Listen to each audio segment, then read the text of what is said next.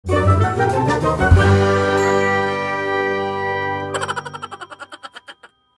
ધોરણ 9ના બધા વિદ્યાર્થીઓ, સ્વાગત છે તમારું. હું શર્ષ બારસિયા તમને ભણાવું છું અંગ્રેજી અને સામાજિક વિજ્ઞાન. આજે આપણે સામાજિક વિજ્ઞાનની અંદર શરૂ કરવાના છીએ ચેપ્ટર નંબર 5, જેનું નામ છે ભારત આઝાદી તરફ પ્રયાણ. આપણે છેલ્લા ચેપ્ટરની અંદર જોયું હતું, ચોથા ચેપ્ટરની અંદર, કે ભારત કઈ રીતે ભારતનો બીજા વિશ્વયુદ્ધ, પહેલા વિશ્વયુદ્ધની અંદર રોલ શું હતો.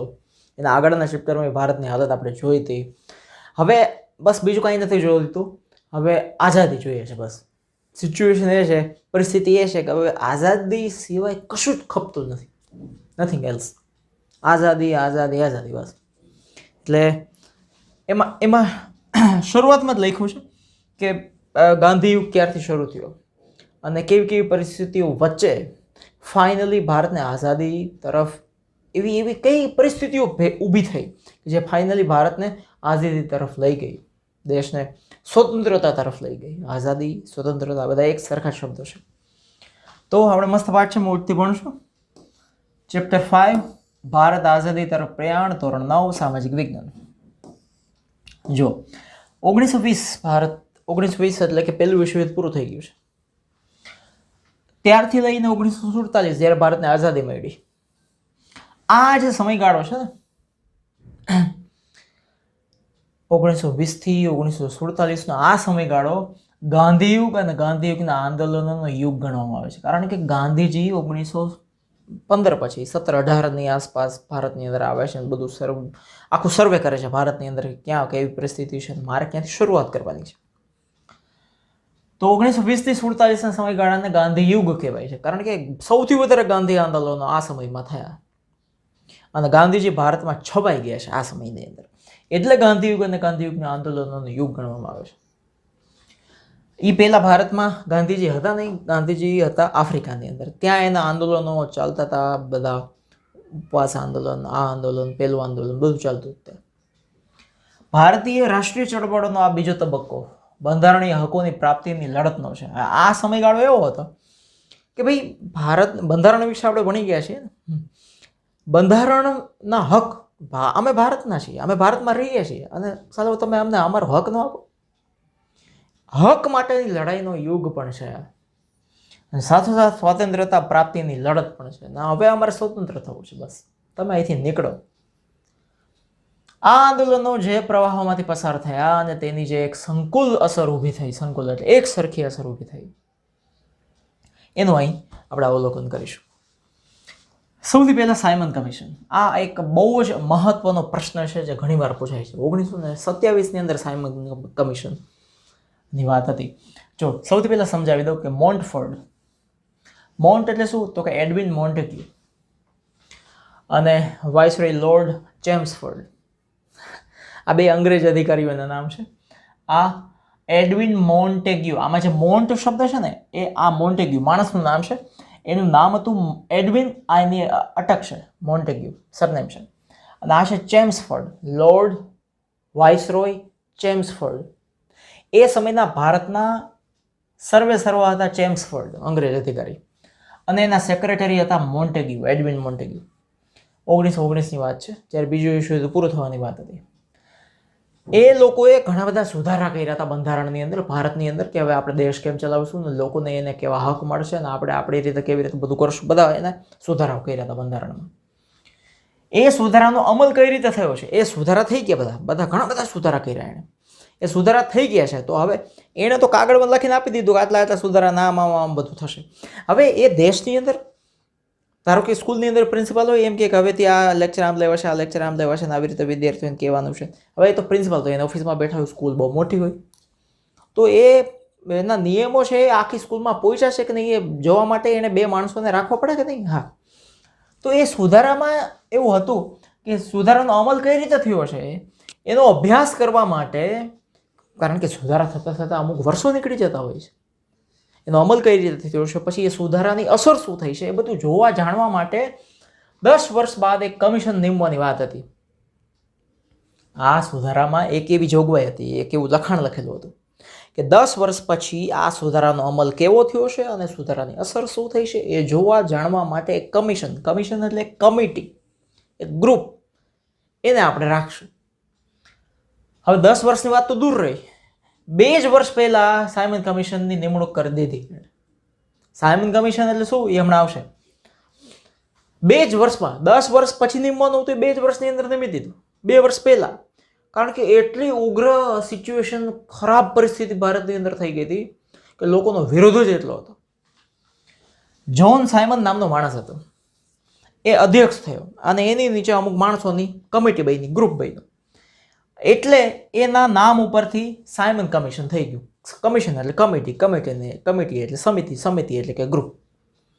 એમાં 7 સભ્યો હતા. કેટલા? એક માર્કમાં પૂછાઈ શકે. સાયમન કમિશનની અંદર જ્હોન સાયમનના નીચે રચાયેલ આખી કમિટી, કમિશનમાં કેટલા સભ્યો હતા? 7 સભ્યો હતા. અને બધા જ સભ્યો અંગ્રેજો હતા. સીધી વાત છે, બધા અંગ્રેજો છે.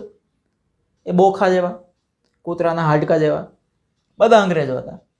હવે અહીંયા પ્રોબ્લેમ શું થયો? જો સાયમન કમિશનમાં હિન્દીઓ એટલે કોણ? તો કે હિન્દુસ્તાનમાં રહેનારા બધા.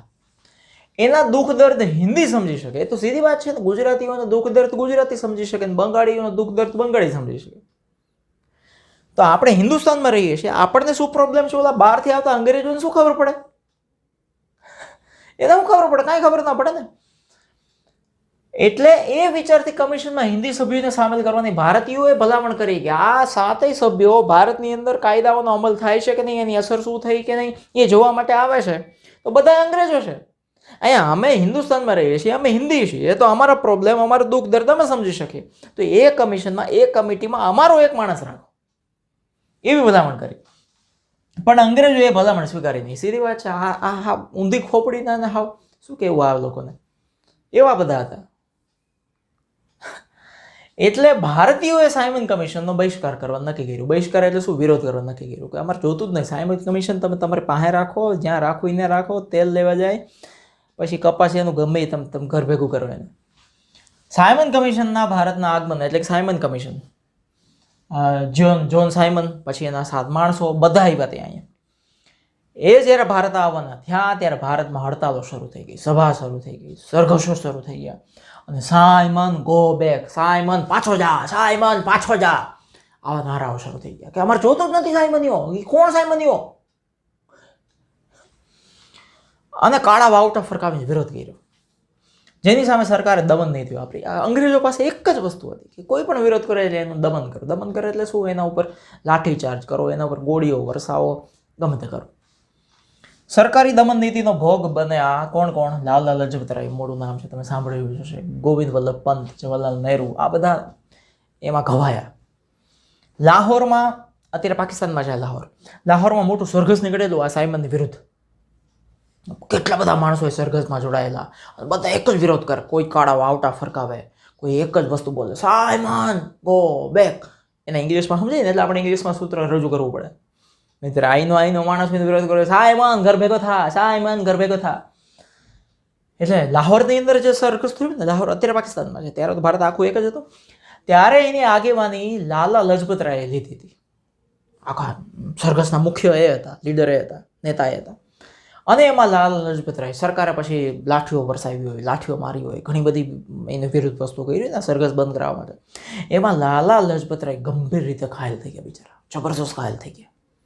ઘાયલ થયા એટલું જ નહીં, થોડા જ સમયમાં લાલા લજપત રાયનું અવસાન થયું. હવે આવડા મોટા નેતા હોય, દેશભરની અંદર જેનું નામ હોય, જેના એક ઇશારે કેટલાય લોકો જાન દઈ દેવા માટે તૈયાર થઈ જતા હોય, એવા નેતા, લોકચહિતા નેતા, લોકો જેને પ્રેમ કરતા હોય એવા નેતાનું અવસાન થાય. શું થાય? લાલાજીનું મૃત્યુના સમાચાર કોને મળ્યા? ભગતસિંહ, સુખદેવ, રાજગુરુ, આ બધા ક્રાંતિકારીઓને લાલા લજપત રાય મરી ગયા એવા સમાચાર મળ્યા ને બધા રૂવાડા ઊભા થઈ ગયા, હલી ગયા, ધ્રુજી ગયા અને ઉશ્કેરાયા બધા. એવા ઉશ્કેરાય પછી તો ઉશ્કેરાય ને, સીધી વાત છે ને યાર, સીધી મગજ ફાટી, બાટલો ફાટી ગયા આખો મગજનો. લાઠીચાર્જનો આદેશ આપનાર અંગ્રેજ, જે લાહોરમાં સરઘસ નીકળ્યું હતું એની વિરુદ્ધ લાઠીચાર્જનો જે અંગ્રેજ અધિકારીએ આદેશ આપ્યો હતો એનું નામ હતું સાન્ડર્સ. સંડાસ નહીં, એ અધિકારીનું નામ હતું સાન્ડર્સ. એ સાન્ડર્સની આ ભગતસિંહ, સુખદેવ, રાજગુરુ વગેરે ક્રાંતિકારીઓએ જઈને સીધી હત્યા કરી નાખી, મારી જ નાખ્યો. તે લાઠીચાર્જનું કીધું હતું આ બધાને, અમારા નેતાને મારી નાખ્યા હતા. અરે સાન્ડર્સ છે, સંડાસિયા. અને આવી રીતે સાયમન કમિશનની સિચ્યુએશન હાવ ખરાબ થઈ ગઈ. હવે ત્યાંથી આખું પોઈન્ટ અહીંયા ચેન્જ થાય છે. આખો પોઈન્ટ ખબર પડી ગઈ ને તમને સાયમન કમિશન. હા, હવે છે નહેરુ કમિટી. આ છે મોતીલાલ નહેરુ, જવાહરલાલ નહેરુ બાપા, મોતીલાલ નહેરુ. સાયમન કમિશનનો બહિષ્કાર થતા સાયમન કમિશનનો બહિષ્કાર થઈ ગયો, એનો વિરોધ થઈ ગયો, એને સાઈડ પર બેહાડી દીધું. એટલે હિન્દી વઝીર એ સમયે ભારતના જે બધું સંભાળતા હોય આખું અંગ્રેજ સરકાર બધી, એનું નામ હતું બર્કનહેડ. એને સાયમન કમિશનનો ખરડો રજૂ કરતા જણાવેલ. એટલે સાયમન કમિશનનો ખરડો એટલે શું? તો કે એક પ્રકારનો કાયદો રજૂ કરવો. એટલે એણે શું કીધું? હિન્દના નેતાઓ બધા પક્ષોનો અનુકૂળ બંધારણ ઘડી આપે તો બ્રિટિશ સરકાર તેનો વિચાર કરશે. હવે એ સમયે ભારતની અંદર ઘણા બધા અલગ અલગ પક્ષ હતા. તો એણે શું કીધું? આ હિન્દના એટલે કે હિન્દુસ્તાનના નેતાઓ છે, હિન્દુસ્તાનમાં જેટલા અલગ અલગ પક્ષો છે જે આઝાદી માટે લડાઈ લડે છે, એ બધા પક્ષને અનુકૂળ આવે એવું બંધારણ જો ઘડી આપે તો બ્રિટિશ સરકાર એના ઉપર વિચાર કરશે એમ કીધું. ફાઇનલ કરી આપશે એમ નહીં, વિચાર કરશું અમે તમારા આના ઉપર. આ આહવાનને પડકાર સમજીએ. આવું આ બર્કનહેડે કીધું ને, નામ એ ને બર્કનહેડ, આવું આણે કીધું એટલે એને પડકાર તરીકે લઈ લીધો. અને હિન્દી રાષ્ટ્રીય મહાસભા, એના પ્રમુખ પદે હતા મોતીલાલ નહેરુ. એણે આખી એક કમિટી એટલે કે એક સમિતિની રચના કરી અને એનું નામ જ આપી દીધું નહેરુ કમિટી, કારણ કે એના મુખ્ય હતા મોતીલાલ નહેરુ. એ અહેવાલ આપ્યો તે નહેરુ અહેવાલ તરીકે ઓળખાય છે. અને એમાં પછી બધું નક્કી કર્યું કે બંધારણની અંદર શું હોવું જોઈએ, શું ના હોવું જોઈએ, દેશના લોકોને કેવી રીતે ફાયદો થાય, કેવી રીતે ફાયદો ના થાય, દેશના લોકોના હિતની અંદર શું કરવું જોઈએ, બધું જ એણે આખો મોટો જબરદસ્ત રિપોર્ટ તૈયાર કર્યો. રિપોર્ટને ગુજરાતીમાં કહેવાય અહેવાલ રજૂ કર્યો. એટલે એને નામ જ આપી દીધું નહેરુ અહેવાલ. જેમાં સાંસ્થાનિક સ્વરાજ, ડોમિનિયન સ્ટેટસ એટલે શું? કે હોય મુખ્ય બધા અંગ્રેજો, એની અંગ્રેજોની નીચે ભારતની સરકાર બને અને એ સરકાર પછી ચાલે. મુખ્ય બધા કોણ? અંગ્રેજો. જેવી રીતે અંગ્રેજની અંદર અત્યારે તમે ઇંગ્લેન્ડમાં જાઓ તો ત્યાં બધું રાણીનું રાજ્ય છે અને એની જે ચૂંટણી થાય પછી વડાપ્રધાન થાય બધું થાય. એવો અહીંયા સાંસ્થાનિક સ્વરાજની વાત હતી, એ સમયે વાત હતી. પછી સ્વતંત્ર ન્યાયતંત્ર, કે કોર્ટ જે છે એ અંગ્રેજોની કોર્ટ ના હોવી જોઈએ, સ્વતંત્ર કોર્ટ હોવી જોઈએ જેમાં બધાને એક સરખા રીતે ન્યાય થવો જોઈએ. મૂળભૂત અધિકારો અમને મળવા જોઈએ. ભારતના અમે બધા લોકો છીએ તો અમારા બધા પાયાના અધિકારો અમને મળવા જોઈએ. પુખ્ત વયે મતાધિકાર એટલે કે 18 વર્ષના જેવા અમે થાય એટલે અમને મત આપવાનો ભારતના કોઈ પણ લોકોને અધિકાર મળવો જોઈએ, ચાહે ગરીબ હોય, અમીર હોય, સ્ત્રી હોય, પુરુષ હોય, કોઈ પણ. ભણ અભણ કંઈ ફેર નથી પડતો. આ બધું થયું. પણ ભલામણો કઈ થઈ? સાંસ્થાનિક સ્વરાજ, સ્વતંત્ર ન્યાયતંત્ર, મૂળભૂત અધિકાર અને પુખ્ત વયે મતાધિકાર. આટલી જ ભલામણો કરી આ મોતીલાલ નહેરુની જે કમિટી હતી ને એણે. પણ પેલા નખો જાય એવા નોડિયા પૂછડા જેવા અંગ્રેજો, એણે આ અહેવાલની ભલામણો સ્વીકારી નહીં ગયા. We don't care about it, we don't accept, we refuse it. તો ઘર ભેગો થાય ને, અંગ્રેજ આવ્યો તને કોને બોલાવ્યો હતો? ધંધા કરવા માટે બોલાવ્યો હતો, રાજ કરવા માટે થોડો બોલાવ્યો હતો. અંગ્રેજો કોઈ આ ભલામણ સ્વીકારી નહીં. આ એની સૌથી મોટી ભૂલ હતી અંગ્રેજોની, સૌથી મોટી ભૂલ. જો આ સ્વીકારી લીધી હોત તો કદાચ એના ફાયદામાં ઘણું બધું જાત. પણ નથી કહેતા લાલચ બુરી બલા, લાલચ બુરી બલા. હવે સીધી જ માંગ ઉઠી ગઈ પૂર્ણ સ્વરાજ્યની માંગ. હવે અમારા ઉપર અંગ્રેજો રીએ, અંગ્રેજો નીચે અમે સરકાર બનાવી અને અમારું સ્વતંત્ર કોર્ટ હોય ને અમારે કાંઈ નથી જોતું. હવે પૂર્ણ સ્વરાજ્ય, તમે અહીંથી નીકળો બસ. હવે અમારો દેશ હકાલ લેશો, અમને ખબર પડે કેમ હકાલો ને કેમ નહીં. તમારું એકયનું કામ નથી અહીંયા. બુંધિયાડો બધા ટણપાવ. આ સમયે હિન્દી રાષ્ટ્રીય મહાસભામાં જવાહરલાલ નહેરુ, સુભાષચંદ્ર બોઝ જેવા યુવા અધિકારીઓ, બધા યુવા નેતાઓ બધા સક્રિય થયા હતા અને પૂર્ણ સ્વરાજ્યની હિમાયતી હતા. હિમાયતી એટલે કે માંગણી કરવાવાળા હતા. સાંસ્થાનિક સ્વરાજ્યની યુવા વર્ગને સંતોષ નહોતો. સાંસ્થાનિક સ્વરાજ્ય એટલે શું? એના ઉપર અંગ્રેજો રહે, અંગ્રેજો નીચે આપણે સરકાર બનાવી. એમાં હવે યુવાનો એટલે કોણ? એ સમય યુવાનો હતા જવાહરલાલ નહેરુ, સુભાષચંદ્ર બોઝ જેવા યુવાનો હતા. એને હવે એમાં રસ નહોતો. અમારે પૂર્ણ સ્વરાજ્ય જોઈએ, અમારો દેશમાં અકાલશે. પરિણામે રાવી નદીના તટે, રાવી નદી પાકિસ્તાનમાં રાવી નદી જાય છે જ્યાં લાહોર શહેર છે, ત્યાં જવાહરલાલ નહેરુના અધ્યક્ષપણા નીચે એટલે કે જવાહરલાલ નહેરુ ત્યાંના નેતા હતા અને એની નીચે બધા હિન્દી રાષ્ટ્રીય મહાસભામાં પૂર્ણ સ્વરાજ્યનો ઠરાવ પસાર થયો. હવે પૂર્ણ સ્વરાજ્ય જોઈશે. અને ત્યારબાદ 26મી જાન્યુઆરી યાદ રાખજો, એ તો યાદ જ હોય આપણે 26મી જાન્યુઆરી, પણ 1930માં 1947માં ભારત આઝાદ થયું એના બરાબર 17 વર્ષ પહેલાં 1930ના દિવસે સ્વતંત્રતાના શપથ લઈ પહેલી વાર સ્વતંત્રતા દિન ઉજવવામાં આવ્યો. પહેલી વાર સ્વતંત્રતા દિન ક્યારે ઉજવવામાં આવ્યો? તો કે લાહોરમાં રાવી નદીના કિનારે જવાહરલાલ નહેરુની કમિટીમાં એના અધ્યક્ષપણા નીચે, એની નેતાગીરી નીચે 1930 26 જાન્યુઆરીના દિવસે કાયદેસર શપથ લઈને સ્વતંત્રતા દિવસ ઉજવ્યો. આ પછી સ્વતંત્રતા મળી તે દિવસે તો સ્વતંત્રતા નહોતી મળી, પણ પછી જ્યારે સ્વતંત્રતા મળી ત્યારે 1947 હતું, 15મી ઓગસ્ટ હતી. પણ ત્યાર પછી દર વર્ષે 26 જાન્યુઆરીએ સ્વતંત્રતા દિવસ ઉજવવાનું નક્કી થયું હતું. 1930 પછી 31 32 થી લઈને 47 સુધી કે આપણે દર વર્ષે 26મી જાન્યુઆરીએ સ્વતંત્રતા દિવસ ઉજવશું. અને એ દિવસનું મહત્વ જાળવવા આપણું બંધારણ એ દિવસે અમલમાં આવ્યું કે ભાઈ 26મી જાન્યુઆરીએ આ લોકોએ શપથ લઈને પહેલી વાર સ્વતંત્રતા દિવસ ઉજવ્યો હતો.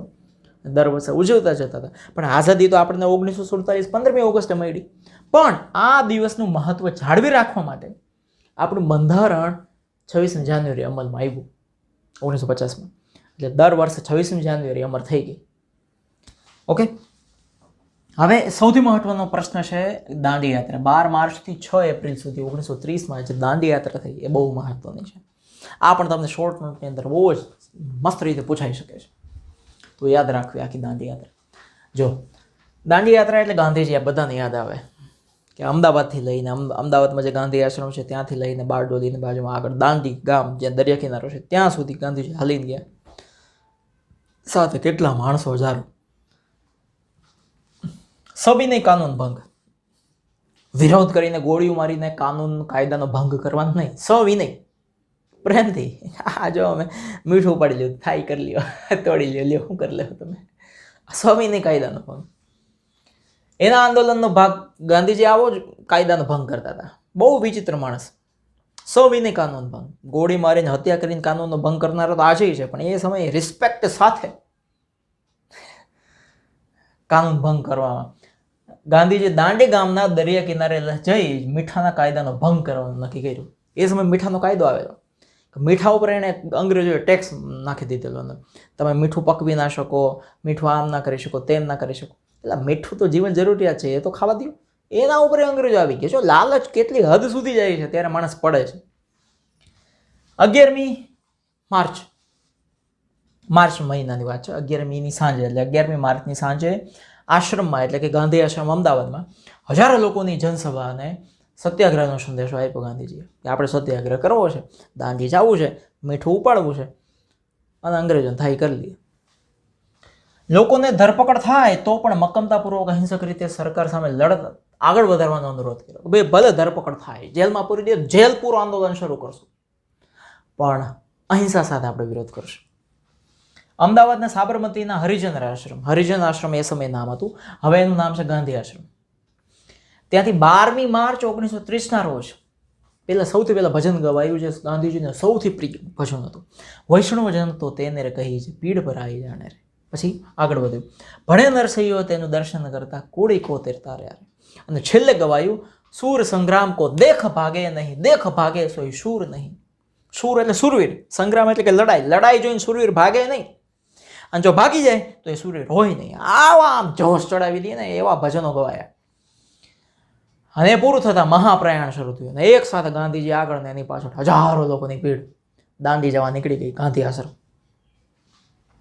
ગાંધીજીના નેતૃત્વ નીચે કોણ કોણ હતા એ સમયે? સરોજિની નાયડુ, મહાદેવભાઈ દેસાઈ સહિત દાંડી કૂચની શરૂઆત કરી. અમદાવાદથી દાંડીનું અંતર લગભગ 370 કિલોમીટર છે. 370 કિલોમીટર ચાલીને જવાનું. રસ્તામાં કેવા કેવા ગામ આવે? અસલાલી, બારેજા, નડિયાદ, આણંદ, બોરિયાવી, રાસ, જંબુસર, ભરૂચ, સુરત, નવસારી જેવા નાના મોટા કેટલાય નગરોમાં ગાંધીજી જ્યાં પહોંચે ત્યાં ગાંધીજીનું હાર તોરાથી સ્વાગત થાય. લોકો એના ઘરમાં તોરણ બાંધે અને હજારો લોકો ત્યાં ભેગા થઈ જાય. ગાંધીજી સભામાં આહવાન કરે કે આપણે લડવાનું છે, અહિંસક લડવાનું છે, દેશને આઝાદ કરવાનો છે. સવિનય કાનૂન ભંગ કેમ કરો, મીઠાના કાયદાનો ભંગ શું કામ છે, હું શું કામ જાઉં છું દાંડી, બધું કહે ગાંધીજી. અને ગાંધીજીએ ભાટ મુકામે 29 માર્ચ 1930ના રોજ કીધું. 29 માર્ચ 1930ના રોજ ગાંધીજી શું કીધું? કાગડા કૂતરાના મોતે મરીશું, કાગડા કૂતરાના મોતે મરીશ, પણ સ્વરાજ્ય મળશે નહીં ત્યાં સુધી હું પાછો આશ્રમમાં એટલે કે ગાંધી આશ્રમમાં પાછો નહીં આવું. પ્રતિજ્ઞા, અને એની પ્રતિજ્ઞા અફર જેને થાય કરી લે, પણ ગાંધી એકવાર નક્કી કરે એટલે એ પકડું મૂકે નહીં. આવો એની પાસે જબરદસ્ત માઇન્ડ પાવર હતો. શું કીધું એણે?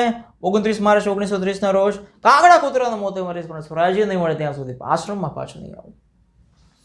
આ કોઈ જગ્યામાંથી પસાર થાય ત્યાં લોકો રસ્તાની સફાઈ કરે, પાણી છાંટી, તોરણો બાંધી શણગારતા, બધાનું સ્વાગત કરતા, ખાવા પીવાની વ્યવસ્થા થતી. આ યાત્રાએ ભારતના લોકોમાં અપૂર્વ જાગૃતિ, એટલે કે પેલા ક્યાંય ના જોઈએ એવી જાગૃતિ કરી દીધી. ગજબની શ્રદ્ધા અંદર નાખી દીધી, આઝાદી પ્રત્યેની ચેતનાનો સંચાર કરી દીધો, એકતા જગાવવાનું અદ્ભુત કાર્ય કર્યું. બધા લોકો એક થવા માંડ્યા. આઝાદી માટે આપણે બધા દુશ્મન રહ્યા બીજા, પણ આઝાદી માટે આપણે બધા એક થઈ જઈએ. દેશભરમાં સત્યાગ્રહનું મોજું ફરી પડ્યું. મોજું એટલે આપણે પહેરવાનું ને દરિયામાં વી નહીં, આમ આખું દેશભરમાં એમ થવા માંડ્યું કે નહીં હવે આઝાદી જોઈએ. એક દુબળી પતલી માણસ ખાલી એક ધોતી પહેરીને આવી રીતે એમ કહે છે કે આઝાદ કરી દેવો છે દેશને, તો પછી આપણે શું એનો સાથ આપવામાં શું જાય છે? અને ગાંધીજી એમના સાથીદાર સાથે 24 દિવસની પદયાત્રા કરી દાંડી પહોંચ્યા. જ્યારે દાંડી પહોંચ્યા ત્યારે હતી 5મી એપ્રિલ 1930. 6 એપ્રિલ 1930ના રોજ દાંડી પહોંચ્યા છે ગાંધીજી, 24 દિવસની યાત્રા કરીને. પછી બીજા દિવસે 26 એપ્રિલે 1930ના સવારે બરાબર 6:30 વાગે દરિયા કિનારે ગાંધીજી પહોંચી ગયા. સવારમાં 6:30 વાગે દરિયા કિનારે પહોંચી ગયા. આટલા દિવસનો ચાલવાનો થાક હોય તો એમ નથી કે સવારે નિરાતે જશું પછી કાલે હવે ધંધો છે, ના, સવારે 6:30 પહોંચી ગયા. અને જામેલા મીઠામાંથી દરિયા કિનારે મીઠું જામ્યું ને એમાંથી એક મુઠ્ઠી મીઠું આમ ભર્યું. જે અંગ્રેજો ના પાડતા હતા મીઠું નહીં લેવાનું, મીઠું નહીં પકવવાનું, એ મીઠું આમ લઈ લીધું બધાની વચ્ચે. અને ગાંધીજી કીધું, મેને નમક કા કાનૂન તોડ દિયા, જો ઉખાડના ઉખાડ દો, ક્યાં હોગા રામારે. અને આ સમયે ત્યાં ઉપસ્થિત લોકોએ ને સંબોધન કરતા કીધું ગાંધીજી મીઠું હાથમાં લઈ, હું બ્રિટિશ સામ્રાજ્ય રૂપી ઇમારતના પાયામાં લૂણો લગાડું છું. લૂણો એટલે મીઠું નાખું છું. મીઠું જ્યાં જાય ને ક્ષાર થઈ જાય. લોખંડને મીઠું વળે લોખંડની હાલત ખરાબ થઈ જાય, ક્ષાર થઈ જાય, અને એ પછી પાયો છે ને નબળો પડવા માંડે. એટલે બ્રિટિશની જે ઇમારત છે એનું આ જે સામ્રાજ્ય છે એના પાયામાં હું મીઠું નાખું છું. આ પાયો જેનો તૂટી ગયો, ખરાબ થઈ ગયો, એની ઇમારતી કરોડો ભૂસ. એટલે મહાદેવભાઈ દેસાઈએ આ દાંડીકૂચને શેની સાથે સરખામણી કરી? મહાભિનિષ્ક્રમણ. મહાભિનિષ્ક્રમણ એટલે શું? તો કે મહાત્યાગ. જેણે દેશ માટે કંઈક કર્યું. પ્રયોગો બધા ભગવાન બુદ્ધે કે મહાત્યાગ કર્યો, બધું જ આખું સામ્રાજ્ય છોડીને જતા રહ્યા. એવી રીતે એટલે એની સાથે સરખામણી કરવામાં આવી આ શબ્દ સાથે, મહાભિનિષ્ક્રમણ, મહાત્યાગ. ધ ગ્રેટ ડિપાર્ચર ઇંગ્લિશમાં શબ્દ છે આનો. એક શરૂઆત. દુનિયાભરના પત્રકારો ત્યાં હતા, ફોટોગ્રાફરો હતા, અને આ બધા આ સ્થળની મુલાકાત લીધી, આંખે દેખ્યો અહેવાલ, જે જોયું એ બધું આખા દુનિયાના સમાચાર પત્રોમાં અને પુસ્તિકાઓમાં બધું લખાયું ગાંધીજીએ શું કર્યું. અને આમ 12મી માર્ચે સાબરમતી આશ્રમથી શરૂ થયેલી જગપ્રસિદ્ધ દાંડીકૂચની ભૌતિક સમાપ્તિ હતી. ભૌતિક એટલે શું? કે શારીરિક રીતે બધા ત્યાં પહોંચી ગયા એટલે સમાપ્તિ થઈ ગઈ. પણ બ્રિટિશ સલ્તનતની ઇમારતના પાયામાં લૂણો એટલે કે મીઠું લાગવાની શરૂઆત થઈ ગઈ હતી. ત્યારથી અંગ્રેજોના વળતા પાણી શરૂ થઈ ગયા ઘર ભેગા. હવે એને પછી ફોન કરી દીધા છે ને આ બધા એની ઘરવાળીઓ કે જે છે ને હવે આવી છે પાછા, હવે અહીંયા રહેવા એવું છે નહીં. એક ડોહા છે ગાંધી, હવે એની પાસે લાકડી છે, મારતા નથી પણ હવે તોય વાગે છે. આખા દેશમાં સવિનય કાનૂન ભંગની ચળવળ શરૂ થઈ. સરકારે દમનનો કોરડો વીંજો એટલે કે લાઠીચાર્જ, મારી નાખો, તોડી નાખો, એવી રીતે સરકારે શરૂ કર્યું. લાઠી મચામાર, ધરપકડ, ગોળીબાર, સ્ત્રીઓ બાળકો ઉપર જુલ્મો, સ્ત્રીઓ અને બાળકો ઉપર જુલ્મો. આ ક્યાંના અંગ્રેજો? હે, સ્ત્રીઓ બાળકો ઉપર જે જુલ્મો કરે ને એ પાછા એમ કહે કે અમારી સભ્યતા આમ ઊંચી, અમે અંગ્રેજોની અમારી વાત અમારી ઊંચી. શું ઊંચી તમારી વાત? જુલ્મો આવા શરૂ કર્યા, લડતનું જોર. તેમ છતાંય લોકો લડતમાં પાછા ન હોય. કેવી મોટી વાત છે. દાંડીકૂચ દરમિયાન વિદેશી કાપડનો બહિષ્કાર કરી દીધો કે વિદેશી એક કાપડ મંગાવવું નહીં, મંગાવવું તો લેવું નહીં, ખરીદવાનું નહીં. દારૂબંધી, હિન્દુ મુસ્લિમ એકતા, હિન્દુ મુસ્લિમ એક થઈ જાવ. અસ્પૃશ્યતા નિવારણ, જે પાછલી જાતિના લોકો છે એની સાથે લોકો ત્યારે હળતા મળતા નહીં, એવું બધું બંધ કરી દીધું. કેટલા રચનાત્મક કાર્યોનું આયોજન કર્યું ગાંધીજીએ. દાંડી યાત્રા અને નમક સત્યાગ્રહથી આવેલી જાગૃતિ, જે જાગૃતિ આવી હતી ને આ દાંડીકૂચ ને નમક સત્યાગ્રહ થયો, એને લીધે અસહકારના આંદોલનો અને સત્યાગ્રહના કાર્યક્રમો દેશભરમાં શરૂ થઈ ગયા. અસહકાર એટલે શું કે અમારે કંઈ જોતું સરકારી એક પણ વસ્તુમાં ભારતનો માણસ ના હોવો જોઈએ. આ કાર્યક્રમોમાં કેવા કેવા કાર્યક્રમો શરૂ થયા તો કે વિદેશી વસ્તુઓનો બહિષ્કાર, વિદેશી એક પણ વસ્તુ લેવાની નહીં. બીજું દારૂબંધી. ત્રીજું દારૂના પીઠા ઉપર પિકેટિંગ. પિકેટિંગ એટલે કે શું? ત્યાં વિરોધ કરવો. મહેસૂલીના સહિતના કરવેરા ન ભરવાનું, ના કર આંદોલન. કોઈ પણ મહેસૂલી કર અલગ અલગ કેટલાય ટેક્સ આવે ને, કર ભરવાના આવે ને, એ કંઈ કર જ નહીં ભરવાના. અસ્પૃશ્યતા નિવારણ. આ બધા કાર્યક્રમો શરૂ થઈ ગયા, સભાઓ શરૂ થઈ, સત્યાગ્રહ શરૂ થયા, સરઘસો શરૂ થઈ ગયા. આ જાગૃતિ તથા આંદોલનને નબળા પાડવા માટે અને કચડી નાખવા માટે સરકારે લાઠીચાર્જ કર્યો, કારાવાસ સહિત, એટલે કે પકડી પકડીને જેલમાં નાખી દે, ત્યાં એના ઉપર અત્યાચાર ગુજારે. એટલે હવે પછી માણસની લિમિટ હોય ત્યાં સુધી તમે એને પેલું કરી શકો, પણ લિમિટની ઉપર જાઓ તો પછી સિચ્યુએશન એના કરતાં ડેન્જર થઈ જાય, પછી માણસનો મગજ હલી જાય. તો એના વિરુદ્ધમાં શું કર્યું? આખા દેશમાં railway, police station, post office, સરકારી ઇમારતો ઉપર તોડફોડ શરૂ થઈ ગઈ. હુમલા કરવા માંડ્યા ભારતીય લોકો. હિંસક બનાવો ભાઈ ના કેટલા પોલીસ સ્ટેશનને એવી વસ્તુઓને તો આગ લગાવી દીધી ભારતીયોએ. આ ઘટનાઓમાં અબ્દુલ ગફાર ખાન, જે સરહદના ગાંધી તરીકે ઓળખાય છે, એક માર્કમાં પૂછાય છે, સરહદના ગાંધી તરીકે કોણ ઓળખાય છે? અબ્દુલ ગફાર ખાન. એના નેતૃત્વ હેઠળ એક આંદોલન થયું. મુંબઈ પાસે વડાલાના પીઠા ઉપર નાગરિકોએ હુમલો કર્યો, દારૂના પીઠા ઉપર. દિલ્હીમાં કસ્તુરબા ગાંધીના નેતૃત્વ હેઠળ દારૂબંધી માટે પિકેટિંગ શરૂ થઈ ગયું, એટલે દારૂનો જે અડ્ડો હોય ત્યાં જ વિરોધ શરૂ થઈ ગયો. સુરતના ધરાસણા વિરમગામના વિસ્તારમાં મીઠાના સત્યાગ્રહો શરૂ થયા. સરકારી નોકરીઓ જેટલી ભારતીયો પાસે હતી બધાએ પાછી આપી દીધી. નથી કરવી અમારી નોકરી તમારી. સરકારી શાળાઓમાંથી અભ્યાસ છોડી દીધો લોકોએ, જે બાળકો ભણતા હતા. નહીં, અંગ્રેજોની સ્કૂલમાં ક્યાંય ભણવાનું જ નહીં. આવા બધા કાર્યક્રમો શરૂ થઈ ગયા. ખાલી એક દાંડી યાત્રા અને એમાંથી કેટલી બધી વસ્તુ, કેટલા લોકો જાગી ગયા. તો આ હતી દાંડી યાત્રા.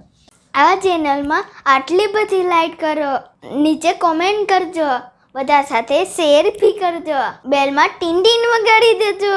કે ગાંધી ઇરવિન સમજૂતી, ગોળમેજી પરિષદો અને સત્યાગ્રહની મોકૂફી. બરાબર. હવે જો અહીંયા સમજી લો કે બ્રિટિશ સરકારે ભારતને કેવા પ્રકારનું બંધારણને સુધારા આપવા એ માટે ગોળમેજી પરિષદ બોલાવી. હવે આ શબ્દ તમે ઘણી વાર સાંભળ્યો હશે. શબ્દ તો સાંભળ્યો જ હોય, પણ એની સાથે ફોટો કદાચ નહીં જોયો હોય. તો જો આની પહેલાંમાં જ આવ્યું હતું, નહેરુ કમિટી આપણે જ્યારે ભણ્યા ત્યારે નહેરુ કમિટીમાં આવ્યું હતું કે ભારત સરકારને, એટલે ભારતના લોકોને, ભારતની કમિટીને બ્રિટિશ સરકારે બોલાવ્યા કે તમે કેવા પ્રકારનું બંધારણ બનાવશો, બંધારણમાં સુધારા શું હોવા જોઈએ, એના માટે આવો અને અમને કહો કે કેવું બંધારણ બનાવાય, એમાં સુધારા શું કરાય, બધું કેવો અમને કહેવાનું તમારે. તો એના માટે ઇંગ્લેન્ડમાં રાઉન્ડ ટેબલ કોન્ફરન્સ, એટલે કે ગોળમેજી પરિષદ, પરિષદ એટલે કોન્ફરન્સ. બરાબર. ગોળમેજી એટલે શું? જો આ ટેબલ દેખાય તમને, આ ટેબલ છે ને અહીંયા આમ ગોળ છે, આખું આમ ભલે લંબગોળ છે પણ છે ગોળ. ગોળ એટલે ગોળ. મેજી, મેજ એટલે ટેબલ. ગોળ ટેબલ ઉપર જે પરિષદ હોય, સભા કે મીટિંગ કે કંઈ પણ કહો, એને કહેવાય ગોળમેજી પરિષદ, એને કહેવાય રાઉન્ડ ટેબલ કોન્ફરન્સ. બરાબર. ગોળમેજી એટલે એની અંદર કંઈ ગોળ હોય પછી ગોળ ધાણા ખવડાવવાની વાત આવે એવું નથી. ગોળમેજી, રાઉન્ડ ટેબલ. ગોળ એટલે રાઉન્ડ, ટેબલ એટલે મેજી, કોન્ફરન્સ એટલે પરિષદ. બરાબર. હવે એમાં શું થયું? પહેલી ગોળમેજી પરિષદ નવેમ્બર 1930માં હતી. ક્યાં? લંડનમાં, ઇંગ્લેન્ડમાં, લંડનમાં. પણ કોંગ્રેસથી કોઈ આવ્યું જ નહીં. કોંગ્રેસમાંથી કોઈ ગયું નહીં ત્યાં. આપણા ભારતની કોંગ્રેસની એ સમયનો જે કોંગ્રેસ પક્ષ હતો એમાંથી કોઈ ત્યાં ગયું નહીં. એટલે પહેલી આખી રાઉન્ડ ટેબલ કોન્ફરન્સ એટલે કે ગોળમેજી પરિષદ નિષ્ફળ ગઈ. એટલે કોંગ્રેસને મનાવવા માટે ગાંધીજી અને લોર્ડ ઇરવિન નામ હતું, એ સમયના ભારતના વજીર, વાઇસરોય હતા, એ બે વચ્ચે મિટિંગ થઈ. અને એ જે મિટિંગ થઈ અને એમાં આ લોર્ડ ઇરવિન જે હતો, ભારતના સર્વેસર્વા એ સમયના હતા, એણે ગાંધીજીને કીધું કે તમે છે ને કોંગ્રેસ પક્ષને મનાવો અને ગોળમેજી પરિષદમાં આવો, ત્યાં આપણે ચર્ચા કરશું બંધારણમાં શું સુધારા કરવા, કેવી રીતે બંધારણ ઘડવું એના માટે. એ બે વચ્ચે જે વાતચીત થઈ એને કહેવાય ગાંધી ઇરવિન સમજૂતી. બરાબર. માર્ચ 1931માં થયું. એમાં સત્યાગ્રહની નીતિ જેવા મીઠું પકવવાની સ્વતંત્રતા, શાંત પિકેટિંગ સંમતિ મુખ્ય મુદ્દા. એમાં ગાંધીજીએ ખાસ કીધું કે જો ભાઈ પહેલી વસ્તુ કાન ખોલી સાંભળી લ્યો, મીઠું અમે અમારી રીતે પકવી શકીએ, એમાં તમારો કોઈ ટેક્સ ના હોવું જોઈએ, માથાકૂટ ના હોવી જોઈએ. મીઠું પકવવાની વાત પહેલાં જ એણે મનાવી લીધી. બીજું, શાંત પિકેટિંગ, એટલે કે શાંતિથી અમે વિરોધ કરી શકતા હોવા જોઈએ, દારૂના જે કોઠા હતા એને બધું બંધ કરાવી શકતા હોવા જોઈએ. કે ઓકે, કંઈ વાંધો નથી. આવી બધી વાતો થઈ ત્યાં. પછી બીજી ગોળમેજી પરિષદમાં કોંગ્રેસના પ્રતિનિધિ તરીકે ખાલી ગાંધીજી જ હાજર રહ્યા, બીજું કોંગ્રેસમાંથી કોઈ હાજર રહ્યો નહીં. પણ હવે એમાં શું થયું, બ્રિટિશ પક્ષે એટલે કે અંગ્રેજોએ બંધારણ ઘડતરની ચર્ચા માટે અલગ અલગ કોમ માટે અલગ અલગ મતદાર મંડળનો વિભાજનકારી મુદ્દો ઉઠાવ્યો. બ્રિટિશોએ શું કર્યું, જો આ ભાગલા પાડો રાજનીતિ છે ને, આ બધી પહેલા પાઠમાં જ આપણે ભણ્યા હતા, બધું ભાગલા પાડો રાજ કરો. એણે શું કીધું કે ભાઈ બંધારણમાં આપણે એવું કામ કરીએ કે જેટલી અલગ કોમ, મુસલમાન કોમ, હિન્દુ કોમ, આ કોમ, એના માટે બધાય અલગ અલગ મત કરે.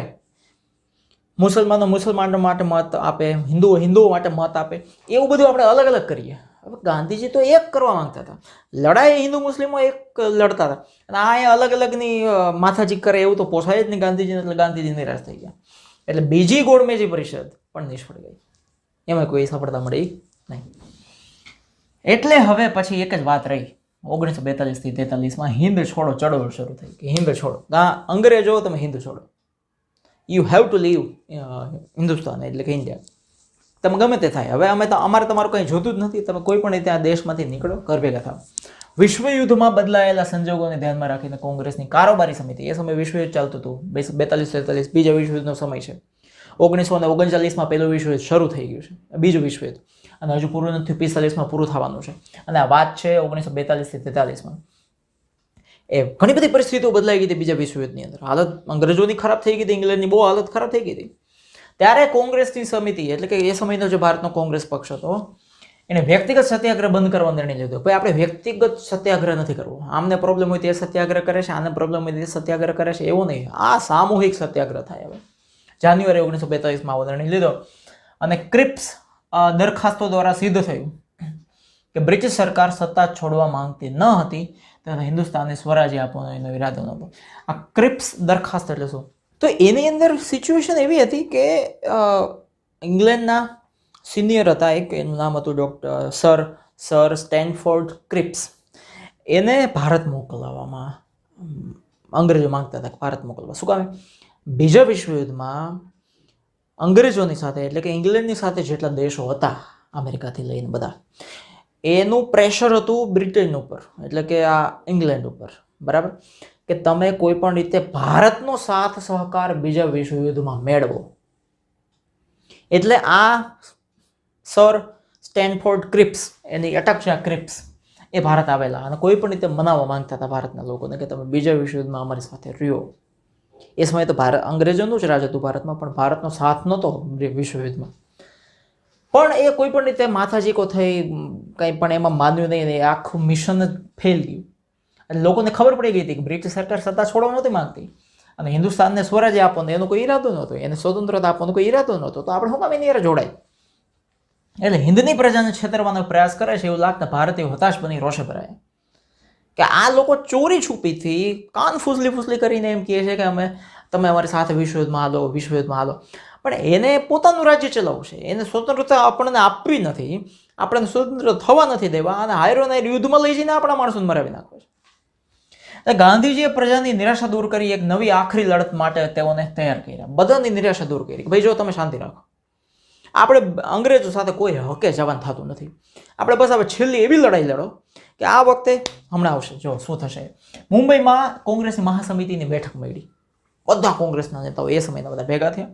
ગાંધીજીની આગેવાની હેઠળ 8મી ઓગસ્ટ 1942ની રાતે એક ઠરાવ પસાર થયો. 8મી ઓગસ્ટ 1942ની રાતે ઠરાવ પસાર થયો, એનું નામ હતું હિન્દ છોડો. બસ, લીવ ઇન્ડિયા, ક્વિટ ઇન્ડિયા, જેને ઇંગ્લિશમાં કહેવાય ક્વિટ ઇન્ડિયા. તો અંગ્રેજો તમે ગમે તે થાય, ભારત છોડો.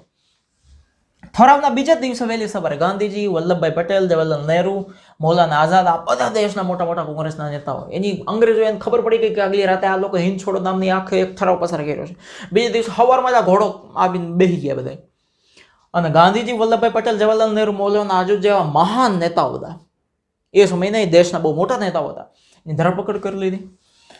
જેટલા વર્તમાન પત્રો, એટલે કે સમાચાર છાપાઓ બધા છપાતા હતા, એની અંદર આ બધું આવે છે.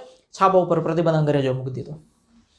પ્રાંતિક અને જિલ્લા કક્ષાના કોંગ્રેસની નેતાઓને પણ, પ્રાંતિક એટલે કે નાના નાના ગામડા લેવલે હોય, તાલુકા લેવલે હોય, જિલ્લા લેવલે હોય, આખા વિસ્તારના કોંગ્રેસના નેતાઓ એને પકડી લીધા. ગાંધીજી સહિત બધા દેશ નેતાઓને ધરપકડને પરિણામે હવે આટલા બધાને એકવાર પકડી લે તો શું હાલત થાય બીજા લોકોની. ગામોમાં એકાએક સખત હડતાલો પડી ગઈ, બધે હડતાલો પાડી દીધી બધાએ. અને ગાંધીજી એ સમય કહેલું આઝાદી માટે મારી આ અંતિમ લડત છે, બસ હવે હું લડીને જ રહીશ. અને એના માટે લોકો બધું જ બલિદાન કરવા તૈયાર હતા. અને ગાંધીજીનું સૂત્ર હતું, શું હતું? કરેંગે યા મરેંગે. તમને પૂછાઈ શકે કરેંગે યા મરેંગે કોનું સૂત્ર હતું? ગાંધીજી બાપાનું હતું. હિન્દ છોડો આંદોલન દરમિયાન હડતાલો કેવી થઈ? જો દેશના ગામો ગામ, શહેરોમાં મજૂરો, ખેડૂતો, યુવાનો, વિદ્યાર્થીઓ, શિક્ષકો, વેપારીઓ, સ્ત્રીઓ બધાએ ભાગ લીધો આમાં, કોઈ બાકી ના રહ્યા. મજૂરોએ કારખાનામાં હડતાલ પાડી દીધી, કારખાના બંધ કરી દીધી, નથી કરું કામ. આવી રીતે તમે ગાંધી, સરદાર વલ્લભભાઈ પટેલ બધા તમે પકડી લ્યો, તમારું બાપાનું રાજ છે અંગ્રેજો સાલો. જમશેદપુરના લોખંડના કારખાના, જે ટાટાનું કારખાનું આજે પણ છે, એમાં મુંબઈ અને મદ્રાસની કાપડની મિલોમાં હડતાલો પડી. લોખંડના કારખાનામાં મુંબઈ મદ્રાસની કાપડ મિલો બધે હડતાલ પડી ગઈ. જમશેદપુરનું લોખંડનું કારખાનું ત્યાં હડતાલ. અમદાવાદમાં કાપડની 75 મિલો હતી એ સમયે, એમાં 1,40,000 મજૂરો કામ કરતા હતા. અમદાવાદની 75 મિલો હતી, કાપડની મિલ હતી, એમાં 1,40,000 મજૂરો કામ કરતા હતા. એણે 105 દિવસની શાંત અને અપૂરો હડતાલ પાડેલી. 105 દિવસ કોઈ કામ નહીં, 3 મહિના ઉપર, 3.5 મહિના થયો, એક કામ નહીં કરવાનું. ભારત આઝાદ જોઈએ. આબા બલિદાનો અપાણા છે ત્યારે આપણે અહીં ઊભા છીએ બધા. શાળા કોલેજોમાં હડતાલ પાડી દીધી. અમદાવાદમાં 3.5 મહિના સુધી બજારો બધા બંધ થઈ ગયા. અંગ્રેજોને પાણીનો રેલો આવી જાય નીચે, ભાઈ હાલત ખરાબ થઈ જાય. એટલે હિન્દ છોડો આંદોલન દરમિયાન ભાંગફોડની પ્રવૃત્તિઓ થઈ. ખાલી શાંતિ બધું થયું એટલું જ નહીં, લોકો પછી મગજ બાટલો ફાટે ને બધા કઈ એક હરખા થોડા હોય. આવી રીતે બધાને પકડી લે, ગમે એને પકડી લે, ગમે એને જેલમાં નાખી દે, ગમે એમ કરવા માંડે, એમ કઈ થોડું એનું રાજા લે. એના બાપાનો થોડો દેશ છે, એ લોકો અહીંયા આવ્યા છે, દેશ તો આપણો છે. એટલે બ્રિટિશ સરકારની સામે બધાનો ગુસ્સો એવો ભભૂક્યો કે આગ લાગી ગઈ બધાને. શું થયું? શાંત દેખાવની સામે સરકારે દમન નહીં થયું. આ બધા શાંતિથી દેખાવ કરે અને આવડા લાઠીઓ મારે, ગોળીઓ વરસાવે, જેલમાં નાખી દે. પછી શું થયું? શહેરો અને ગામડાઓના લોકોના ટોળાઓએ તાર ઓફિસ, ટેલિફોન ઓફિસ, રેલવે લાઈનો, સરકારી મકાનો, પોસ્ટ ઓફિસ, પોલીસ સ્ટેશન, સરકારી કચેરી, પુલ, રસ્તા, શાળા કોલેજના મકાનો, રેલવે સ્ટેશનને તોડી નાખ્યા. કેટલી લૂંટફાટ કરી લીધી. આગ લગાડવાના બનાવો પણ કેટલા બન્યા. મોટી મોટી આખી પોલીસ ચોકીને આગ લગાડી દીધી. રેલવેને સૌથી વધારે નુકસાન થયું અને કેટલાક વિસ્તારોમાં લોકોએ બોમ્બનો પણ ઉપયોગ કર્યો, બોમ્બ ફોડી નાખ્યો. પછી તો કેવી આગ લાગે, હદ આવી ગઈ ને. મોઢા સર ઉપરથી પાણી જતું રહેતું હોય, નાક ઉપરથી પાણી જતું રહેતું, પછી હકણા રહીએ કોઈ. અને આ લડત જે થઈ એને કચડી નાખવા પાછી સરકાર, અંગ્રેજ સરકાર આવી ગઈ, પણ એમાં નિષ્ફળ ગઈ. કઈ રીતે? જો આ લડતની ઉગ્રતા અને મોટા વ્યાપને કારણે સામુદાયિક ધરપકડો થઈ. 1,000 પકડી લે, ક્યાં નાખે? જેલમાં.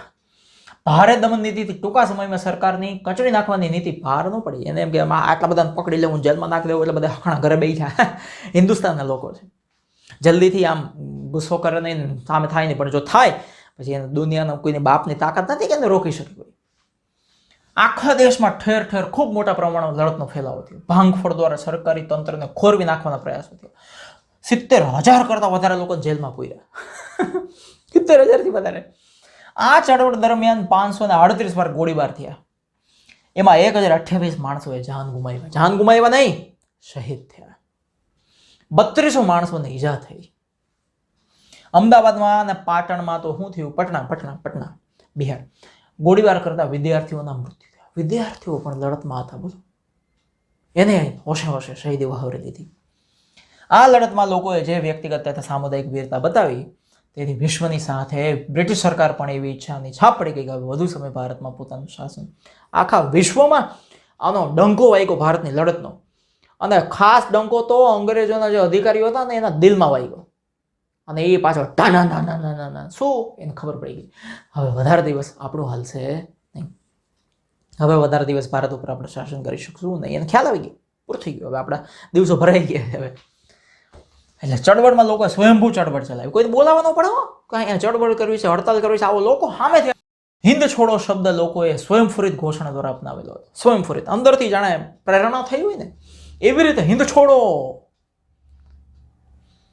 આ સૂત્રથી ડોમિનિયન નથી, ડોમિનિયન સ્ટેટસ એટલે કે સાંસ્થાનિક સ્વરાજ્યનો ખ્યાલ અદૃશ્ય થઈ ગયો. સાંસ્થાનિક સ્વરાજ્ય એટલે મેં આગળ સમજાવેલું કે સરકાર બધું વહીવટ બધો ઉપર રાષ્ટ્રપતિ લેવલે બધા અંગ્રેજો હોય, પછી એની નીચે આપણે સરકાર બનાવી. આ ખ્યાલ તો લોકોના મગજમાં જતો જ રહ્યો. અંગ્રેજો જોતા જ નથી, ઉપર નથી જોતા, નીચે પગના તળિયે નથી જોતા, એ ઘર ભેગા થાય, જ્યાં આવ્યા ત્યાં જતા રહે. હવે તો પૂર્ણ સ્વરાજ જોઈએ, બસ એના માટે કટિબદ્ધ થાય. પૂર્ણ સ્વરાજ, બીજું કાંઈ ના ઘટે, ઘટે તો જિંદગી ઘટે, બસ બીજું કાંઈ ના ઘટે. અને ત્યારબાદ 5 વર્ષે ભારતને સંપૂર્ણ સ્વતંત્રતા મળી 1947 15 ઓગસ્ટના દિવસે. અને આવી રીતે બધું થયું. આ એક હિસ્સો આપણે જોયો. હજુ બીજો હિસ્સો બીજી બાજુથી લડતો હતો, એનું નામ હતું આઝાદ હિન્દ ફૌજ અને સુભાષચંદ્ર બોઝનો હિસ્સો. એ તો કેવા મહાન માણસ હતા આ સુભાષચંદ્ર બોઝની, તો વાત થાય ના થાય. પણ એ જે સુભાષચંદ્ર બોઝ છે એના વિશેની જે વાત છે, આ ચેનલમાં આટલી બધી લાઈક કરો, નીચે કોમેન્ટ કરજો, બધા સાથે શેર બી કરજો, બેલમાં ટીન વગાડી દેજો. આઝાદ હિન્દ ફૌજ ભારતને આઝાદ કરવા માટે, હિંદ ત્યારે હિન્દ જ કહેવાતું, આજે આપણે કહીએ છીએ હિન્દોસ્તા હમારા, હિન્દી હમ વતન હૈ, હિન્દોસ્તા હમારા. એ હિન્દને એ ભારતને આઝાદ કરવા માટે, સ્વતંત્રતા આપવા માટે જે ફૌજ, જે લશ્કરની જેણે રચના કરી હતી સૌથી પહેલાં, એ છે સુભાષચંદ્ર બોઝ. આ રહ્યા જો એમનો ફોટો છે. બહુ જ જબરજસ્ત ખોપડી, જબરજસ્ત માઇન્ડ. આવા લોકો ભારતને જોઈએ છે કે જે ભારતને આગળ લઈ જાય અને દેશ ભક્તિથી જેનું લોહી શૂરવીરતાથી ભરેલું છે, એવા છે બધા આપણા આદર્શ કહી શકાય જેને. તો સુભાષચંદ્ર બોઝનો જન્મ ઓરિસ્સા રાજ્યના કટક શહેરમાં થયેલો. ક્યાં? ઓરિસ્સા રાજ્ય આવે. ઓરિસ્સા એટલે જગન્નાથપુરી જે કહેવાય ને, એ ઓરિસ્સા રાજ્યના કટક શહેરમાં એનો જન્મ થયો હતો 23 જાન્યુઆરી 1897. 23 જાન્યુઆરી 1897. એના પિતાનું નામ હતું રાય બહાદુર જાનકીનાથ બોઝ અને કાનૂન ક્ષેત્ર સરકારી વકીલ હતા. બાપા વકીલ, નામ રાય બહાદુર જાનકીનાથ બોઝ. એના મમ્મી હતા ને જે પાર્વતી દેવી, ધાર્મિક વૃત્તિવાળા હતા. એ ધાર્મિક વૃત્તિના સંસ્કાર એટલે કે દેશભક્તિના સંસ્કાર એની મમ્મીમાંથી એને મળ્યા. અને સાચું શું, ખોટું શું, લડત કેમ કરવી જોઈએ, દેશને આઝાદ કેમ કરાવવો જોઈએ, કાનૂન શું છે, કાયદો શું છે, એ બધા જ એના વિચારો અને નિયમો એ એના પિતા પાસેથી સંસ્કારોનું સિંચન થયું. આ બંગાળી છોકરો જન્મ થયો તો ભલે ઓડિશા રાજ્યમાં, પણ બંગાળમાં એનો ઉછેર થયેલો. આ બંગાળી છોકરો બ્રિટિશ સરકારમાં વફાદાર સેવક બનશે એ ભવિષ્યવાણી વિચારી હતી. બધા એવું જ ત્યારે વિચારતા કે બંગાળની અંદર રહેતા હોય એટલે મોટા થઈને બધા બ્રિટિશ સરકારમાં એટલે કે અંગ્રેજોની અંદર નોકરી મેળવી લે. એટલે બધાએ આના વિશે એવું જ કીધું કે બ્રિટિશ સરકારમાં એટલે મોટો થઈને અંગ્રેજ સરકારની અંદર વફાદાર, સારામાં સારી નોકરી મળશે અને વફાદાર માણસ અંગ્રેજોનો વફાદાર થશે, એવું બધાને લાગ્યું. પણ ભારતની બ્રિટિશ હુકુમત સામે સ્વાતંત્ર્ય સેનાની તરીકે કામ કર્યું. એ અંગ્રેજ સરકારને વિરુદ્ધ દેશને આઝાદ કરવા માટે, સ્વાતંત્ર્ય સેનાની એટલે સ્વતંત્રતા માટે લડત આપનાર માણસ તરીકે એને કામ આપ્યું. ઉલટું થયું, ભવિષ્યવાણી ખોટી પડી ગઈ કે અંગ્રેજો માટે કામ નહીં કરે, આ માણસ કામ કરશે દેશની આઝાદી માટે, દેશની સ્વતંત્રતા માટે, દેશ માટે લડશે, દેશ માટે જીવશે અને મરશે તો દેશ માટે મરશે. હવે કલકત્તાની પ્રેસિડેન્સી કોલેજનું નામ છે કલકત્તાની પ્રેસિડેન્સી કોલેજ. ત્યાંથી એણે ખૂબ સારા ગુણ એટલે કે બહુ સારા માર્ક્સથી પરીક્ષા પાસ કરી. જે લોકો એમ કહેતા હોય ને કે ભણવાની અંદર શું થઈ ગયું, જો આ સુભાષચંદ્ર બોઝ ભણેલા છે, સારામાં સારા માર્ક્સથી પરીક્ષા પાસ કરી છે. તોય આજે આપણે એને યાદ કરીએ છીએ. મહાભયંકર વિચિત્ર ખોપડી, જબરદસ્ત માઇન્ડ, જબરદસ્ત દેશ વ્યક્તિ, શૂરવીર માણસ, નક્ષિક શૂરવીર માણસ. અને અભ્યાસ પછી આગળ ભણવા માટે વિદેશ ગયા, ઇંગ્લેન્ડ ગયા. ત્યાંથી ખૂબ જ અઘરી ગણાતી એ સમયની પરીક્ષા જેનું નામ છે ICSની પરીક્ષા, ઇન્ડિયન સિવિલ સર્વિસની પરીક્ષા. આજે જે IAS IPSની પરીક્ષાઓ કહેવાય ને, એ સમયની ICSની પરીક્ષા કહેવાય, ઇન્ડિયન સિવિલ સર્વિસની પરીક્ષા. એમાં 4થા નંબરે પાસ થયા અને કલકત્તા આવ્યા. 4થા નંબરે એ સમયે પાસ થવું, ઓહો, માથા દુખાવ થઈ ગયો. પણ જો પાસ થયા, ભણ્યા ગઈને આગળ વધ્યા, મમ્મી પપ્પાના બેયના સંસ્કાર લઈને ગયા છે અને ભણી ગણીને પાછા આવ્યા છે. કલકત્તાની પ્રેસિડેન્સી કોલેજમાં અંગ્રેજ અધ્યાપક એટલે કે અંગ્રેજ સાહેબ પ્રોફેસર, એનું નામ હતું પ્રોફેસર ઓટ. શું નામ હતું? પ્રોફેસર ઓટ. આપણે ગામડે બધા આજુબાજુ ઓટા હોય, આ ઓટ અંગ્રેજ અધિકારી, અધ્યાપક એટલે કે શિક્ષક ઓટ. એણે એ બહુ રંગભેદની નીતિ કરતા હતા. કાળા બાળકોના, આ ધોળા બાળકોના. ભારતીયો છે બધા કાળા બાળકોના, અમારા અંગ્રેજો બધા ધોળા બાળકો. ધોળા બાળકોને એ વધારે સારું શીખવાડે, વધારે ધ્યાન રાખે, કાળા બાળકોને છીછી કરે. આ કોણે જોયું? સુભાષચંદ્ર બોઝે જોયું કે આ અંગ્રેજી પ્રોફેસર છે, ઓટ છે, તો રંગભેદની નીતિ કરે છે અને ભારતીય વિદ્યાર્થીઓને અપમાન કરે છે. અને એ પોતાનું અપમાન થયું હોય ને, પોતે એક ભારતીય છે, ભારતની ભૂમિ ઉપર એનો જન્મ થયો છે, અને આનું અભિમાન આપણે સહન કરવાનું. અભિમાનના કડવા અનુભવોએ તેમના માનસમાં ક્રાંતિના બીજ રોપ્યા. આવી રીતે અપમાન થાય, અપમાનજનક વર્તન થાય એની સામે, ઓલા સામે કોટ કાઢીને ફરે જોરદાર રીતે. અને પછી એને એમ થયું કે નહીં, હવે મારે દેશને આઝાદ કરાવીને રહેવો છે, આવું થોડું હાલે. એને ભારતના સ્વતંત્ર સંગ્રામમાં ખૂબ રસ હતો. ભારત આઝાદ થાય, લડત કરવી પડે તો હું લડતમાં હાજર રહીશ. તેઓ હિન્દી મહાસભાના સક્રિય કાર્યકર બની ગયા. હિન્દી મહાસભા એટલે હિન્દુસ્તાનની જે મહાસભા છે, હિન્દુસ્તાનને આઝાદ કરવા માટે બધી રીતે સક્ષમ હતી અને લડત કરતી હતી, એના કાર્યકર્તા બની ગયા. તેઓ રાષ્ટ્રીય સ્વરાજ પક્ષમાં જોડાઈ ગયા. કયા પક્ષમાં જોડાયા? સૌથી પહેલા રાષ્ટ્રીય સ્વરાજ પક્ષ, કે જે સ્વરાજ્ય એટલે કે ભારત દેશને આઝાદ કરવા માટે મથતું હતું, એ પક્ષ, એમાં જોડાઈ ગયા. ટૂંક સમયમાં જ યુવાનોના અતિપ્રિય નેતા બની ગયા. અને પાછું એવો જુસ્સો, અંદર લોહી એવું હોય, વફાદાર માણસ હોય, મગજ જોરદાર ચાલતું હોય, એટલે યુવાનોના અતિપ્રિય નેતા બની ગયા. બધા યુવાનો એને નેતા માનવા માંડ્યા કે આ સુભાષચંદ્ર છે, એ તો જબરદસ્ત છે, એને ખબર ખોપડી માઇન્ડ છે અને એના લોહીની અંદર દેશભક્તિ બહુ વહે છે, અને નેતા બનાવો. સવિનય કાનૂન ભંગની લડતમાં તેઓ મોખરે રહ્યા. સવિનય કાનૂની ભંગની લડત ગાંધીજીએ શરૂ કરેલી ને, કે વિનય સાથે, રિસ્પેક્ટ સાથે કાનૂન ભંગ કરો, કાનૂન તોડો, એમાં આગળ પડતા રહ્યા. અને જેલમાં જવું પડ્યું તો જેલમાં ગયા. ઈસવીસન 1938માં એ વિશ્વયુદ્ધ શરૂ થવાના એક જ વર્ષની વાર છે. વિશ્વયુદ્ધ બીજું 1939માં શરૂ થયું. એના એક વર્ષ પહેલાં, ત્યારે એની ઉંમર હતી 41 વર્ષની. યુવાન વયે હરિપુરા, સુરતની આજુબાજુ આવે હરિપુરા, ત્યાં કોંગ્રેસનું અધિવેશન હતું. એટલે કોંગ્રેસ પક્ષની બહુ મોટી મિટિંગ હતી એ સમયનો કોંગ્રેસ પક્ષ. એમાં પ્રમુખ સ્થાને નિમણૂક પામવા જેટલી લોકપ્રિયતા, એમાં કોંગ્રેસના અધિવેશનમાં, કોંગ્રેસની મિટિંગમાં પહેલા નંબરે આવી શકે, આગળ ખુરશી એની નંખાય એટલી એની લાયકાત આવી ગઈ હતી, લોકપ્રિયતા આવી ગઈ હતી. અને યોગ્યતા એણે દર્શાવેલી કે હું આ લાયક છું, મારામાં એટલું પાણી છે. ક્યાં? કોંગ્રેસના અધિવેશનમાં. ક્યારે? 1938માં.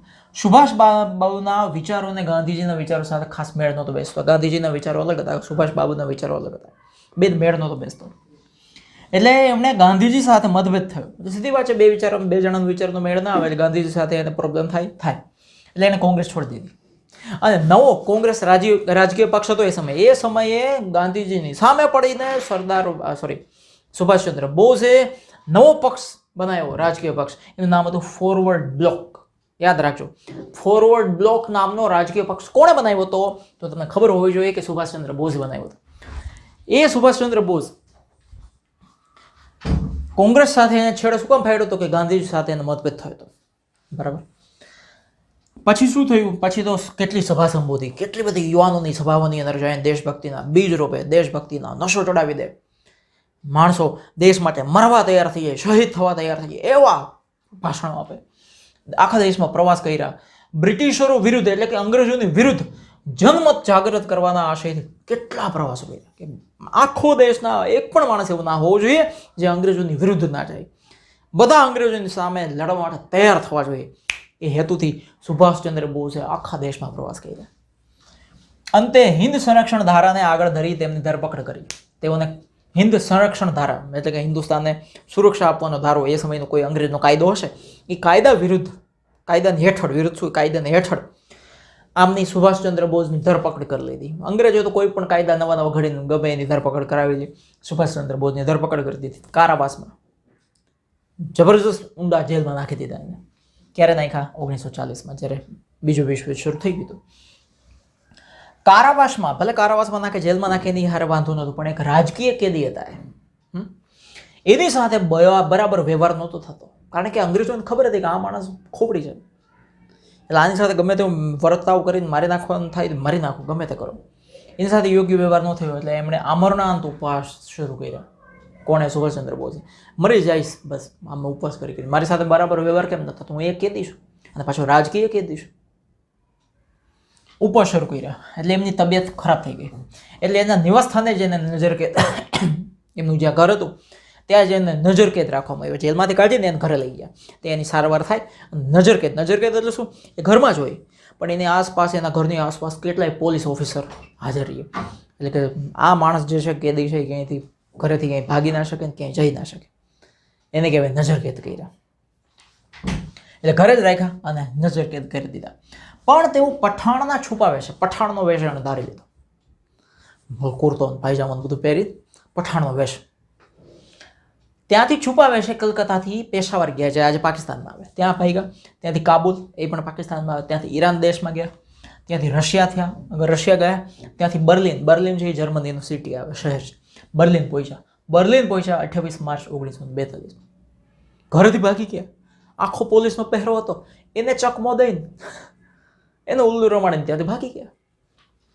જર્મની જ્યારે પહોંચ્યા એટલે જર્મનીમાં એ સમયે જે ભારતીયો રહેતા હતા એ લોકો એનું જોરદાર સ્વાગત કર્યું કે આવો સુભાષચંદ્ર બોઝ, તમારું કામ છે, તમારું સ્વાગત છે, વેલકમ વેલકમ. બર્લિન રેડિયો પરથી એણે પોતાના દેશ બાંધવોને બ્રિટન સામે જેહાદ જગાવવાનો અનુરોધ કર્યો. બર્લિન રેડિયો પરથી એણે પોતાના દેશને કીધું કે આપણે બધાએ આપણા દેશને સ્વતંત્રતા કરવા દેવા માટે, આઝાદી અપાવવા માટે એક થવું પડશે. રેડિયો ઉપરથી જેટલા ભારતીયો સાંભળતા હતા એને કીધું. જર્મનીમાં એ સમયે હિટલર હતા. હિટલર હતા તમે જાણતા હશો, નહીં જાણતા ખબર નહીં, પણ બીજા વિશ્વયુદ્ધનો મુખ્ય માણસ કે જેના લીધે બીજું વિશ્વયુદ્ધ થયું. તો આગળના પાઠની અંદર આપણે હિટલર વિશે ભણી ગયા છીએ એટલે વધારે કંઈક કહેવાની જરૂર નથી. એ હિટલર સાથે એને ભારતની આઝાદી વિશે ચર્ચા કરી. બીજા વિશ્વયુદ્ધ ચાલુ છે અને એ સમયે હિટલરને કીધું ભારતની આઝાદી વિશે અમે આ બધા આ કરીએ છીએ. તેઓએ પહેલાં રોમ અને પેરિસમાં સ્વતંત્ર ભારતને લગતા લશ્કરી એકમો સ્થાપી. તેમાં 3000 ભારતીયોની ભરતી કરી. બોલો, સુભાષચંદ્ર બોઝ વિદેશ પહોંચ્યા, જર્મની પહોંચ્યા, ત્યાં હિટલર સાથે ચર્ચા કરી. કારણ હિટલર એટલે જર્મનીનો વડાપ્રધાન કયો, પ્રધાનમંત્રી કયો, ગમે તે કયો, રાષ્ટ્રપતિ કયો, બધું એ જ હતા.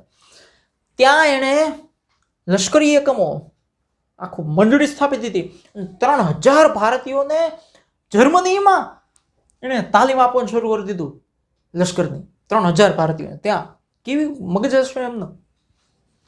ભારતમાંથી છટકીને જાપાનમાં વસેલા હિન્દી ક્રાંતિકારી નેતા, ભારતમાંથી છટકીને એટલે કે ભારતમાંથી ભાગી ગયેલા, કારણ કે એને એવું અંગ્રેજોનો પ્રોબ્લેમ હોઈ શકે જેવી રીતે સુભાષચંદ્ર બોઝ ભાઈ હતા. તો એ હિન્દી ક્રાંતિકારી એટલે કે આપણે હિન્દુસ્તાનના ક્રાંતિકારી નેતા, એનું નામ છે રાસ બિહારી બોઝે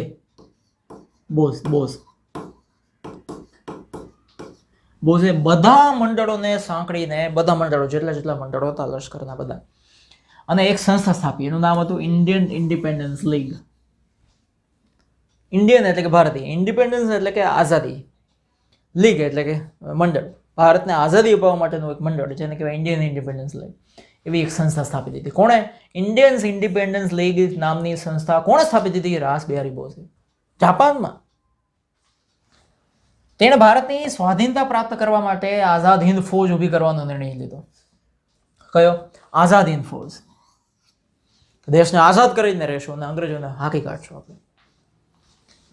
એમાં વિશ્વમાં જુદા જુદા દેશોમાં વસતા હિન્દીઓ એટલે કે હિન્દુસ્તાનના લોકો વિશ્વમાં અલગ અલગ દેશોમાં બધા રહેતા હોય. એમાં એક મલાયામાં રહેતા હોય, જાપાન, ચીન, સુમાત્રા, જાવા, હોંગકોંગ, બોર્નિયો, અંદમાન, બ્રહ્મદેશ એટલે કે મ્યાનમાર ત્યાં રહેતા હોય. આવા બધા અલગ અલગ જગ્યાએ જેટલા લોકો રહેતા હતા એ બધાને એક કરવાનું કામ એણે શરૂ કરી દીધું કે આપણે આ બધા ભેગા થાય અને બધા એક જ સંસ્થાની અંદર ભેગા થઈ જાય તો ભારતની આઝાદી આપણે ઝડપથી અપાવી શકીએ. એવા 100 જેટલા પ્રતિનિધિઓ હાજરી આપી.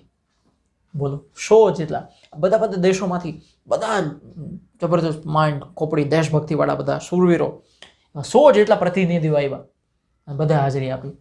જેમાં જાપાનના હાથમાં યુદ્ધકેદી તરીકે પકડાયેલા, જાપાને પકડી લીધા છે ને યુદ્ધકેદી તરીકે. જાપાનનું ભારતનું યુદ્ધ ચાલતું હોય કે અંગ્રેજો વિરુદ્ધ યુદ્ધ લડતા હોય જાપાનવાળા, અને અંગ્રેજોના વતી આપણે ભારતીયો લડતા હોય તો એમાં પછી જાપાન કોઈ પકડી લે અંગ્રેજોના લશ્કરો, ભલે ભારતીય હોય પણ અંગ્રેજો સાથે લડે છે ને તો પછી જાપાન પછી એને યુદ્ધ કેદી તરીકે લઈ જાય. એવા મોહનસિંહ હતા, એ પણ આ પરિષદમાં આવ્યા હતા. અને આ પરિષદની અંદર રાસબિહારી બોઝ પ્રમુખ તરીકે ચૂંટાઈ આવ્યા. શેમાં પ્રમુખ બન્યા? આઝાદ હિંદ ફૌજના પ્રમુખ કોણ બન્યા? રાસબિહારી બોઝ.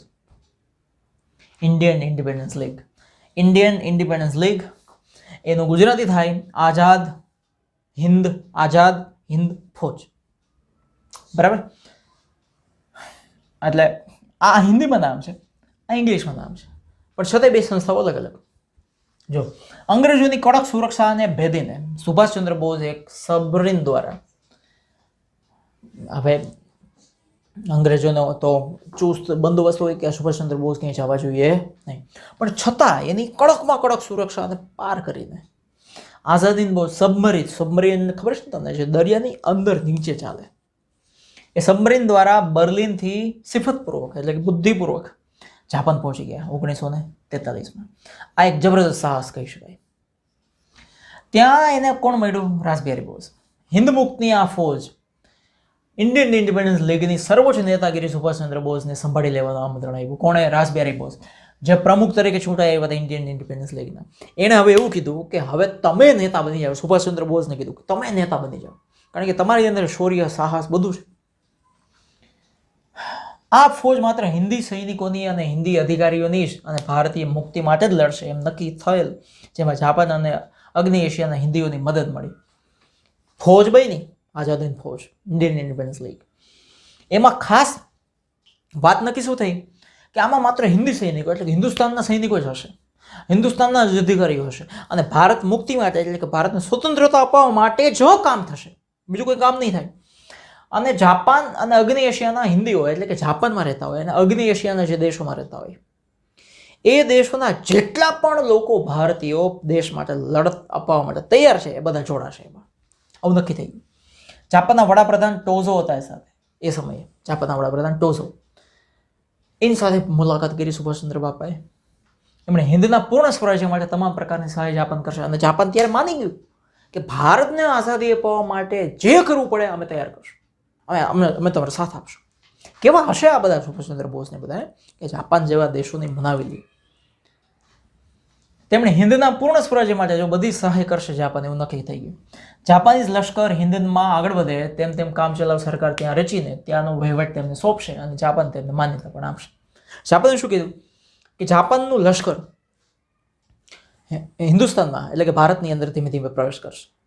જે પ્રદેશોને જીતતું જશે એમ એ જે પ્રદેશો જાપાનના લશ્કર વતી જીતાયા ત્યાં હવે અંગ્રેજો તો નહીં જ હોય, તો ત્યાં સરકાર કોણ ચલાવશે?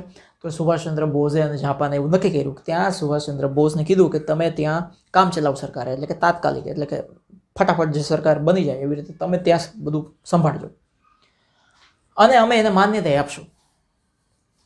બરાબર. સુભાષચંદ્ર જાપાનથી સિંગાપોર ગયા 1943ની 2 જુલાઈએ. ત્યાં સર્વસંમતિથી એટલે કે 2 જુલાઈએ ત્યાં પહોંચ્યા અને 4 જુલાઈએ સર્વસંમતિથી બધાએ સહમતિ આપી ઇન્ડિયન ઇન્ડિપેન્ડન્સ લીગના પ્રમુખ તરીકે સુભાષચંદ્ર બોઝને બધાએ ચૂંટી લીધા. બરાબર. સિંગાપોરમાં સાથોસાથ રાસબિહારી બોઝે ઇન્ડિયન નેશનલ આર્મી જેને કહેવાય INA અને આઝાદ હિંદ ફૌજના વડા તરીકે સ્વેચ્છાએ નિવૃત્તિ લઈ લીધી કે હવે હું આઝાદ હિંદ ફૌજનો પ્રમુખ નથી, ઇન્ડિયન નેશનલ આર્મી INA પ્રમુખ નથી. બે જગ્યાએ સુભાષચંદ્ર બોઝની આઝાદ હિંદ ફૌજના વડા તરીકે નિમણૂક કરી દીધી. તમે ઇન્ડિયન ઇન્ડિપેન્ડન્સ લીગના પ્રમુખ, આઝાદ હિંદ ફૌજના પ્રમુખ, બધા તમે. હું નથી, હું હવે ગઈઢો થયો અને તમારી અંદર જોશ છે, જોમ છે, આગ જરતી ઈચ્છાઓ છે, બળબડતું લોહી છે, યુવાન અવસ્થા છે, તમે ભારતને આઝાદ કરશો. ત્યાં વસતા સિંગાપોરમાં બધા જે હિન્દીઓ એટલે હિન્દુસ્તાનના લોકો, ભારતીયો જે રહેતા હોય એને પોતાની માતૃભૂમિને મુક્ત કરવા માટે યોગ્ય અને સમર્થ નેતા મળ્યો. બધાને ખબર પડી ગઈ કે હવે આ જે નેતા છે ને સુભાષચંદ્ર બોઝ, આવા નેતા ના મળે. ત્યારથી સુભાષચંદ્ર બોઝને બધાએ નવું નામ આપ્યું અને એ થઈ ગયું નેતાજી. એટલે કે સુભાષચંદ્ર બોઝનું હુલામણું નામ છે નેતાજી. તમને એ પૂછાઈ શકે નેતાજી હુલામણું નામ કોનું છે? તો કે સુભાષચંદ્ર બોઝ. નેતાજીએ સૈનિકોને શું કીધું? સૂત્રો આપ્યા બધા છે, યાદ રાખજો. સૂત્રો કોના છે, કોણ બોલ્યું છે, એ બધું પરીક્ષામાં આવી શકે. તો નેતાજીએ સૈનિકોને કીધું ચલો દિલ્હી, અને દિલ્હીને હાસિલ કરો. તુમ મુझे खून दो मैं तुम्हें आज़ादी दूंगा. આ સૂત્ર તો બહુ જ બધે લોકપ્રિય થઈ ગયું. તુમ મુझे खून दो मैं तुम्हें आज़ादी दूंगा. અને જય હિન્દ આ નારો કોણે આપ્યો? આજે પણ આપણે બોલીએ છીએ ને, હું મારો લેક્ચર દર વખતે પૂરો થાય ત્યારે કહું છું જય હિન્દ. આ જય હિન્દ આ નારો, આ સૂત્ર કોણે આપ્યું? સુભાષચંદ્ર બોઝે. મેં તુમે ખૂન દઉં, તું મુझे ખૂન દો, મેં तुम्हें આઝાદી દઉંગા. આ સૂત્ર કોણે આપ્યું? સુભાષચંદ્ર બોઝે. પોતાના કુશળ માર્ગદર્શન, હવે માર્ગદર્શન તો પાવરફુલ હતો. આ માણસ હતા, એણે આરજી હુકુમત એટલે કે સમાંતર સરકારની રચના કરી. કે ભલે અંગ્રેજોની સરકાર ભારતની અંદર કામ કરે છે, પણ એની સાથે સાથે આપણે સરકાર બનાવી દઈએ. અત્યારથી આઝાદ થાય એટલે સીધી એ જ સરકાર કામ કરવાનું શરૂ કરી દીધી. દક્ષિણ પૂર્વ એશિયાના દેશોનો પ્રવાસ કરી છે. દક્ષિણ પૂર્વ એશિયાના એટલે દિશાનું નામ છે દક્ષિણ પૂર્વ બાજુ. ત્યાંના દેશોનો પ્રવાસ કરીને ત્યાંના ભારતીયો પાસે માતૃભૂમિની સ્વતંત્રતા કાજે પોતાનું જે બલિદાન આપવું પડે, મરી જવું પડે, શહીદી વહોરી લેવી પડે તો શહીદ થઈ જશું, પણ પાછા નહીં હટીએ, આવી એણે બધાને એક પ્રેરણા જગાવી, આહલેખ જગાવી દીધી. સુભાષચંદ્ર બોઝ દ્વારા કામચલાઉ સરકારની સ્થાપના થઈ. આઝાદ હિન્દ ફૌજનું નેતૃત્વ સંભાળવાની સાથે, આઝાદ હિન્દ ફૌજના તો એ નેતા હતા, સુભાષચંદ્ર બોઝે કામચલાઉ સરકારની રચના કરી, જેમાં તેઓ વડાપ્રધાન થયા અને લશ્કરના સર્વોચ્ચ વડા બની ગયા. એક સરકાર બનાવી નાખી કે અંગ્રેજો હટી જશે તો આપણે સીધા ત્યાં કામ થઈ જશે. અને વડાપ્રધાન પોતે સુભાષચંદ્ર બોઝ અને લશ્કર જે હશે એના વડા હું જ. પછી હિન્દની આ કામચલાઉ સરકારને એટલે કે કઈ સરકાર? તો કે જેમાં વડાપ્રધાન સુભાષચંદ્ર બોઝ છે, લશ્કરી વડા એ છે, એ સરકારને કોણે કોણે માન્યતા આપી કે ભાઈ અમે માનીએ છીએ આ સરકારને? અંગ્રેજોને ભારતમાં નથી માનતા, આ સરકારને માનીએ છીએ. કોણ? જાપાન, જર્મની, ચીન, ઇટાલી, બર્મા, આ દેશોએ માન્યતા આપી દીધી. તો કે ભારતનો હવે રાષ્ટ્રધ્વજ ગયો, તો કે આ સરકાર હિન્દી ભાષાને રાષ્ટ્રીય ભાષા માની લીધી. હિન્દી ભાષા એ આપણી ભાષા, અને રાષ્ટ્રધ્વજ તરીકે તિરંગો સ્વીકારી લીધો. આવક માટે શું કરવાનું? આવક ક્યાંથી આવશે? પૈસા ક્યાંથી આવશે? તો કે જાપાને સહાય આપી, પૈસા આપ્યા. સ્વૈચ્છિક ફાળો, જેનાથી જેટલા બને પૈસા એ બધા ભેગા કરો. મિલકત વેરો રાખવાનું નક્કી થયું કે ભાઈ મિલકત વેરો એટલે કે જ્યાં બધા રહેતા હોય એની જે પ્રોપર્ટી હોય, જમીન જાયદાદ, એમાંથી આપણને ટેક્સ મળશે. નેતાજીએ 1943માં અંદમાન નિકોબાર ટાપુઓની મુલાકાત લીધી. આજે પણ ભારતની અંદર નીચે દક્ષિણ ભારતની અંદર 2 ટાપુ છે, ભારતના અંદમાન અને નિકોબાર. એ 2 ટાપુઓની નેતાજી એટલે કે સુભાષચંદ્ર બોઝે મુલાકાત લીધી. 2 ટાપુનું નામ ફેરવી નાખ્યા. એકનું નામ રાખ્યું શહીદ ટાપુ અને બીજાનું નામ રાખ્યું સ્વરાજી ટાપુ. પછી પાછા હવે અંદમાન નિકોબાર જ કહેવાય છે. શું કામ આ ના રાખ્યા તો ભગવાન જાણે. હવે અંતિમ તબક્કો અને સુભાષબાબુ કઈ રીતે શહીદ થયા એ આપણે ભણવાનું છે. બરાબર. નેતાજીના નેતૃત્વ હેઠળ, નેતાજી એટલે હવે ખબર છે ને તમને, સુભાષચંદ્ર બોઝ, એના નેતૃત્વ હેઠળ સૈન્યની ટુકડીઓ એટલે કે લશ્કરની ટુકડીઓ રંગૂન શહેરનું નામ છે, પ્રોમ, કોહિમા, હાલના નાગાલેન્ડની રાજધાની છે, આ બધા પ્રદેશો સૌથી પહેલા એણે કબજે કરી લીધા. કે આ દેશો ઉપર લશ્કરે કબજો કરી લીધો અને આગળ વધી ગયા બધા, કે ત્યાં હવે કોઈ બીજું આવવું જોઈએ નહીં. પછી શું થયું? એની સાથે સાથે ઇમ્ફાલ એટલે કે અત્યારનું જે મણિપુર રાજ્ય છે ને એની રાજધાની છે, એ પણ જીતી લીધી જાપાનના લશ્કરની મદદથી. પોતે લશ્કર બનાવ્યું હતું એની મદદથી. પણ બીજા વિશ્વયુદ્ધનો સમય હતો આ, એટલે આ સમયગાળા દરમિયાન અમેરિકાએ બ્રિટન તરફે યુદ્ધમાં ઝુકાવ્યું. એ ખબર છે આપણને કે જાપાને અમેરિકાના પર્લ હાર્બર નામના બંદર ઉપર હુમલો કર્યો. પછી અમેરિકા તો હતું જ નહીં કે યુદ્ધમાં, અને પછી અમેરિકા અચાનક સીધું યુદ્ધમાં આવી ગયું, પાછું અંગ્રેજોની સાથે આવ્યું, બ્રિટનની સાથે આવી ગયું. એટલે જાપાનના નાગાસાકી અને હિરોશીમા શહેર, એણે સીધું 2 શહેર ઉપર અણુ હુમલો કર્યો. એ આપણને ખબર છે. જાપાનના 2 શહેર, એક નાગાસાકી અને એક હિરોશીમા ઉપર. જાપાન અહીંયા ભારતને મદદ કરતું હતું આ બધું જીતવામાં, પણ એ જ સમયે એના દેશના 2 મોટા શહેરની અંદર અણુ હુમલો કરી દીધો અમેરિકાએ. એટલે જાપાને શરણાગતિ સ્વીકારી લીધી કે અમે યુદ્ધમાં છીએ જ નહીં ભાઈ, અમારી હાલત ખરાબ થઈ ગઈ, ટાઈટ થઈ ગઈ, પોઝિશન ટાઈટ થઈ ગઈ. એટલે નેતાજીની આઝાદ હિન્દ ફૌજને મળતી જાપાનની સહાય બંધ થઈ ગઈ, કારણ કે વિશ્વ યુદ્ધ જ ત્યાં પૂરું થઈ ગયું હતું. એટલે એની સાથે સાથે બ્રિટનના હવાઈ જહાજોની આઝાદ હિન્દ ફૌજ ઉપરના બોમ્બ મારા. પછી બ્રિટનનો આનો ફાયદો લે. શું ફાયદો લે બ્રિટન? એને પ્લેનથી બોમ્બ ફેંકવાનું શરૂ કર્યા. અહીંયા સુભાષચંદ્ર બોઝના જે લશ્કર હતું ને, જે આ બધું મણિપુર ને બધું જીતતું હતું ત્યાં, એટલે પરિસ્થિતિ વધારે ખરાબ થઈ ગઈ. અને નેતાજી સુભાષચંદ્ર બોઝ આ કપરી પરિસ્થિતિમાં કે ભાઈ હવે પરિસ્થિતિ ખરાબ છે, મારે અહીંથી ગમે તેમ કરીને નીકળવું પડે. એટલે વિમાનથી, પ્લેનથી એ બેંકોક, ત્યાંથી સાયગોન અને ત્યાંથી ફોર્માસા ટાપુના તાઈપાઈ વિમાન મથકે પહોંચ્યા. પણ શું થયું ખબર નહીં, વિમાનમાં અકસ્માતથી આગ લાગી ગઈ અને હોસ્પિટલમાં સારવાર દરમિયાન સુભાષચંદ્ર બોઝનું મૃત્યુ થઈ ગયું. આટલું તો અહીં લખ્યું છે કે હોસ્પિટલમાં સારવાર દરમિયાન આ ત્યાંની, પણ ઘણીવાર એવું જ કહેવાય છે કે ઉડતા પ્લેનમાં જ એ પ્લેન ક્રેશ થઈ ગયું, મરી ગયા છે, પછી એનો મૃતદેહ હાથમાં જ નથી આવ્યો એવું કહેવાય છે. આ એમ કહે છે સારવાર દરમિયાન, પણ એ ખબર નથી, એનું શરીર જ હાથમાં નથી આવ્યું એવું કહેવાય છે. અને એવી પણ અફવાઓ છે કે હાલમાં પણ સુભાષચંદ્ર બોઝ છે ને જાપાનમાં છે ને અહીંયા છે ને તેવું છે, એવું બધું કહેવાય છે. પણ બધું અફવાઓનું માર્કેટ બધું ગરમ હોય. તો 18 ઓગસ્ટ 1945ના રોજ એમનું મૃત્યુ થયું, શહીદ થઈ ગયા. અલબત્ત સુભાષ બાબુનું આ વિમાન અકસ્માતમાં અવસાન થયું તે બાબત આજે પણ એક વણઉકેલું રહસ્ય છે. જો કીધું એક રહસ્ય છે, શું થયું, કેવી રીતે મર્યા, કાંઈ ખબર નથી. તો આ આખો પાર્ટ આપણે અહીં પૂરો કરીએ છીએ અને સુભાષચંદ્ર બોઝને જ સમર્પિત કરીએ છીએ. આવી આઝાદી માટેની, દેશભક્તિ માટેની, દેશના લોકો માટેની, દેશ માટેની દેશભક્તિ આપણી અંદર પણ આવે એવી એમના ચરણોમાં પ્રાર્થના. હવે આપણે શરૂ કરવાનું છે સ્વાતંત્ર્ય પ્રાપ્તિ અને હિંદના ભાગલા. આ ચેનલમાં આટલી બધી લાઈક કરો, નીચે કોમેન્ટ કરજો, બધા સાથે શેર બી કરજો, બેલમાં ટીન ટીન વગાડી દેજો. ભારત આઝાદ થયું અને ભારતના બે ભાગ પણ પડી ગયા. દુઃખની વાત છે. આઝાદ થયું ખુશીની વાત છે, પણ જેને કહેવાય ને ટ્રેજડી થઈ હતી 1947ના 15મી ઓગસ્ટ 14મી ઓગસ્ટની આસપાસની. કે શું, એક તો દેશ આઝાદ થયો એની ખુશી હતી, અને આઝાદ થતાની સાથે દેશના બે ભાગ પડ્યા અને લાખો લોકો મરી ગયા, સરહદો ઉપર કપાયા. એ બે ભાગ પડે એનું દુઃખ પારાવાર હતું. આઝાદ હિંદ ફોર્સના જે પકડાયેલા સેનાપતિઓ હતા, સુભાષચંદ્ર બોઝ તો જતા રહ્યા, પછી જેટલા બીજા સેનાપતિઓ પકડાયા હતા એના ઉપર અંગ્રેજ સરકાર રાજદ્રોહનો કેસ લગાવ્યો કે રાજ્ય એટલે કે દેશની વિરુદ્ધ તમે ગયા, દેશદ્રોહ, રાજદ્રોહનો કેસ લગાવ્યો. ભુલાભાઈ દેસાઈ અને જવાહરલાલ નહેરુ ફૌજ વતી કેસ લડ્યા. આઝાદ હિંદ ફૌજ વતી વકીલ આ બે હતા, ભુલાભાઈ દેસાઈ અને જવાહરલાલ નહેરુ કેસ લડ્યા. પણ બ્રિટિશ સરકારે સેનાપતિઓને બહુ સજા કરી પણ હવે લોકો થોડા હંગણારી. હવે તો નાકની ઉપર, સર ઉપર, માથા ઉપર ક્યાંય પાણી જતું રહ્યું. હવે તો લોકોને આમ રહેવાય એવું જ નહોતું. લોકોએ એટલો વિરોધ કર્યો કે સજા પાછી ખેંચવી પડી. અને આ બનાવથી મુંબઈના નૌકા વિગ્રહ 1946માં જેથી અંગ્રેજોએ ભારતને સ્વરાજ્ય આપવાની વાટાઘાટો શરૂ કરી. નૌકા વિગ્રહ એટલે ક્યારે, જો આમાં લખ્યું છે 1946માં થયો હતો.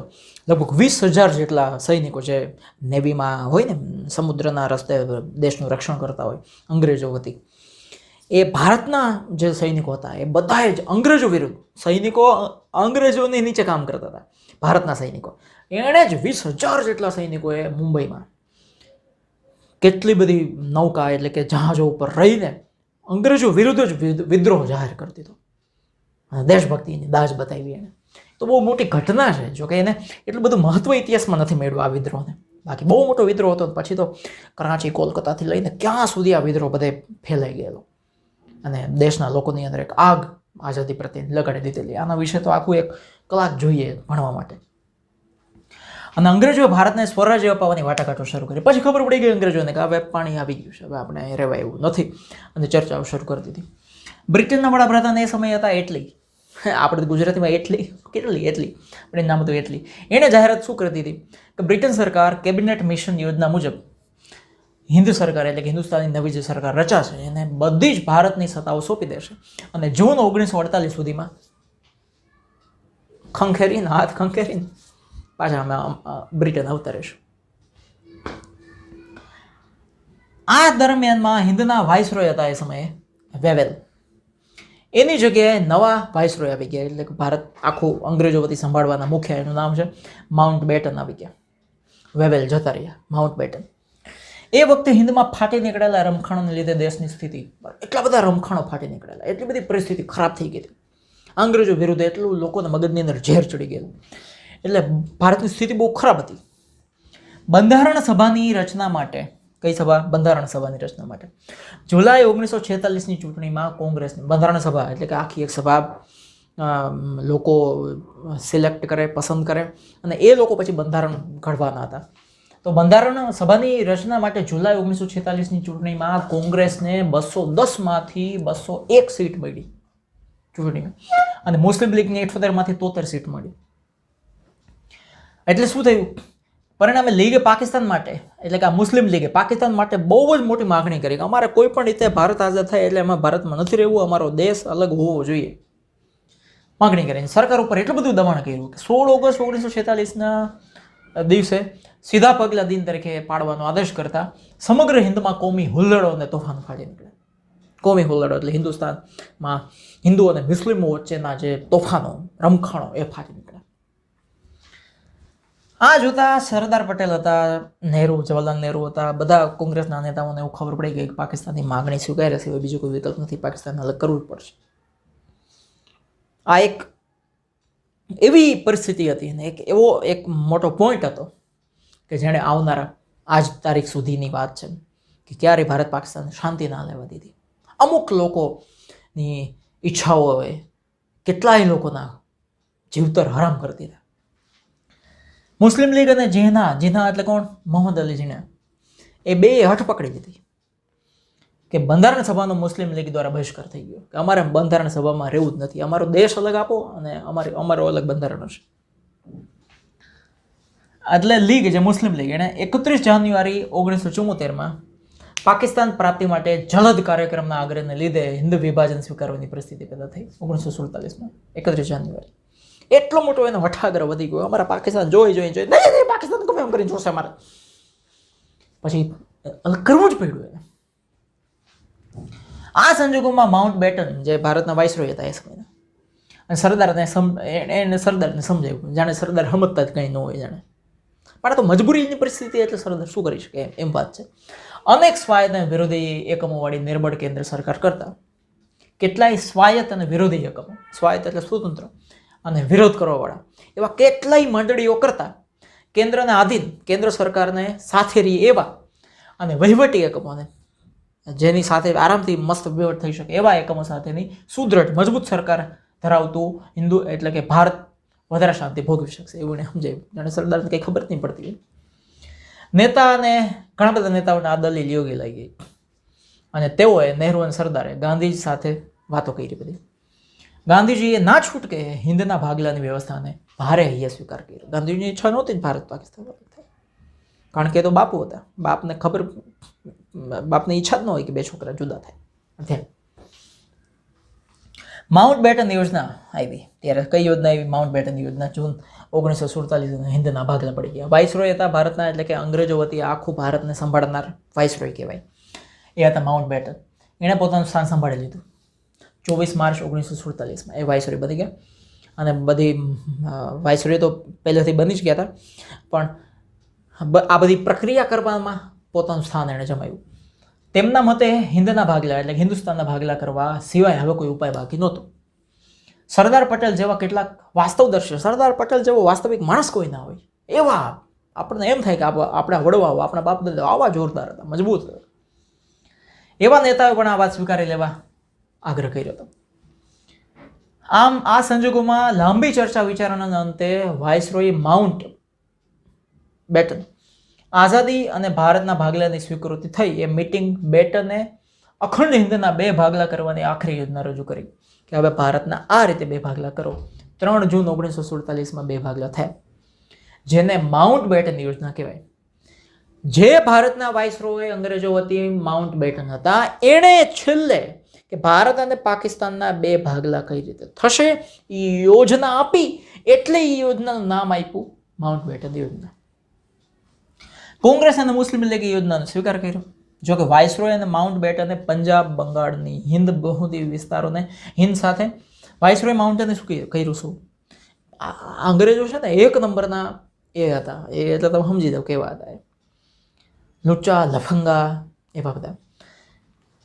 પંજાબ, ભારતના નકશામાં તમે ઉપર જુઓ તો પંજાબ, પછી બંગાળની હિન્દ બહુમતી વિસ્તાર એટલે કે બંગાળ બાજુ, તમે પૂર્વમાં ભારતમાં જતા રહો જ્યાં કલકત્તા આવે છે એ બાજુ, ત્યાં હિન્દ બહુમતી એટલે કે હિન્દુઓના જે ભારતીયોમાં જે બહુમતી છે હિન્દુઓની, એને હિન્દ સાથે, ત્યાં હિન્દુઓની જે બહુમતી છે એ ભાગને હિન્દુઓ સાથે રાખો, મુસ્લિમોની બહુમતી છે એ વિસ્તારોને પાકિસ્તાન સાથે રાખો. એટલે એણે મગજ કેવું દોડાવ્યું કે બે બાજુ પાકિસ્તાન રાખ્યા. અત્યારે જે બાંગ્લાદેશ છે ને એ ત્યારે પાકિસ્તાન હતું, અને અત્યારે જે પાકિસ્તાન છે એ પાકિસ્તાન 1, પાકિસ્તાન 2, બે દેશ આવી રીતે અલગ અલગ આપ્યા. અને વાયવ્ય સરહદ પ્રાંત બલુચિસ્તાન અને સિલહટ વિસ્તારોને પણ પાકિસ્તાનની સાથે જોડાવાના નિર્ણય બહાલી આપી. બલુચિસ્તાન જે અત્યારે પાકિસ્તાન જે છે ને ત્યાં નીચે બલુચિસ્તાન આવે, એને પાકિસ્તાન સાથે જોડાવા માટે મંજૂરી આપી દીધી અને સિલહટ વિસ્તારને પાકિસ્તાન સાથે જોડાવાની મંજૂરી આપી દીધી.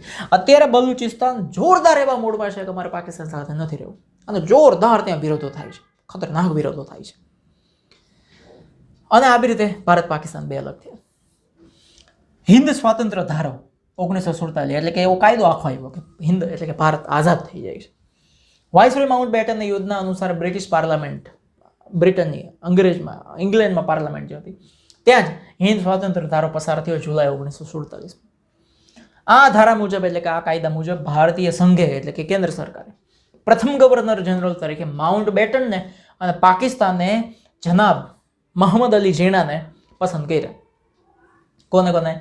ભારતીય સંઘે એટલે કે ભારતમાં કેન્દ્ર સરકારે કોને નક્કી કર્યા કે અમારા પ્રથમ ગવર્નર જનરલ હશે માઉન્ટ બેટન, આ રહ્યો માઉન્ટ બેટો, અને પાકિસ્તાને મોહમ્મદ અલી ઝીણો. આ જ એ માણસ છે કે જેણે સૌથી વધારે યોગદાન આપ્યું છે પાકિસ્તાનને અલગ કરવામાં અને હજારો લોકોની કતલ કરવામાં.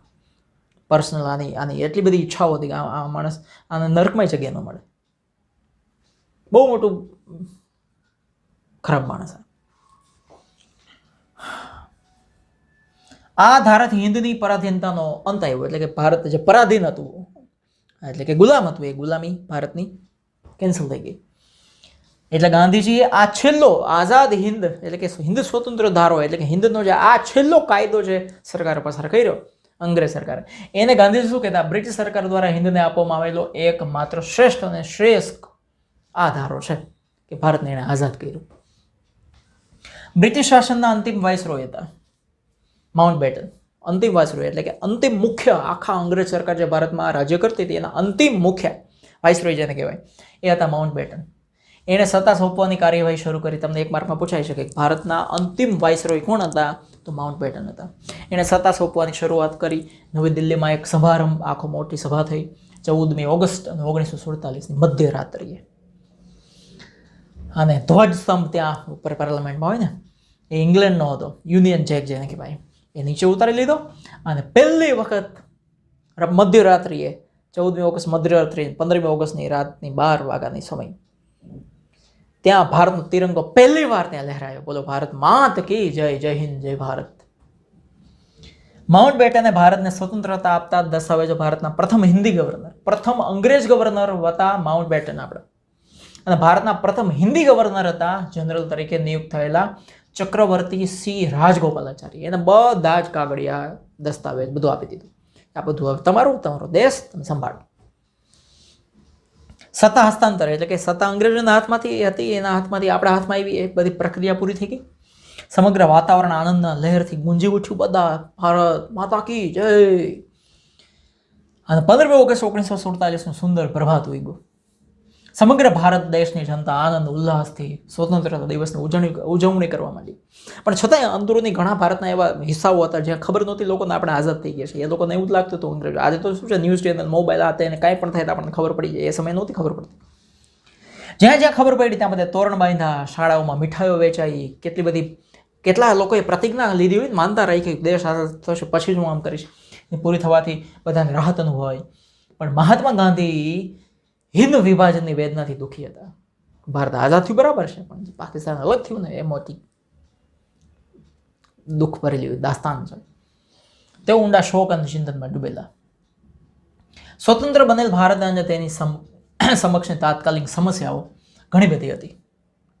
એટલે કે આ આખો એક પોઈન્ટ જ છે કે સ્વતંત્ર બનેલ ભારત અને એની સમક્ષ તાત્કાલિક સમસ્યાઓ એટલે કે ભારત આઝાદ તો થઈ ગયું, હવે એની સામે પડકારો શું છે, સમસ્યાઓ શું છે, મુશ્કેલીઓ શું છે. તો જો પેલું માઉન્ટ બેટન યોજના અને હિન્દ સ્વતંત્ર ધારો જેને ઇન્ડિયન ઇન્ડિપેન્ડન્સ એક્ટ કાયદો કહેવાય આખો, એના પરિણામે હિન્દુસ્તાનની વિભાજિત સ્વતંત્રતા ભારત અને પાકિસ્તાને બે દેશના સ્વરૂપમાં જોવા મળી.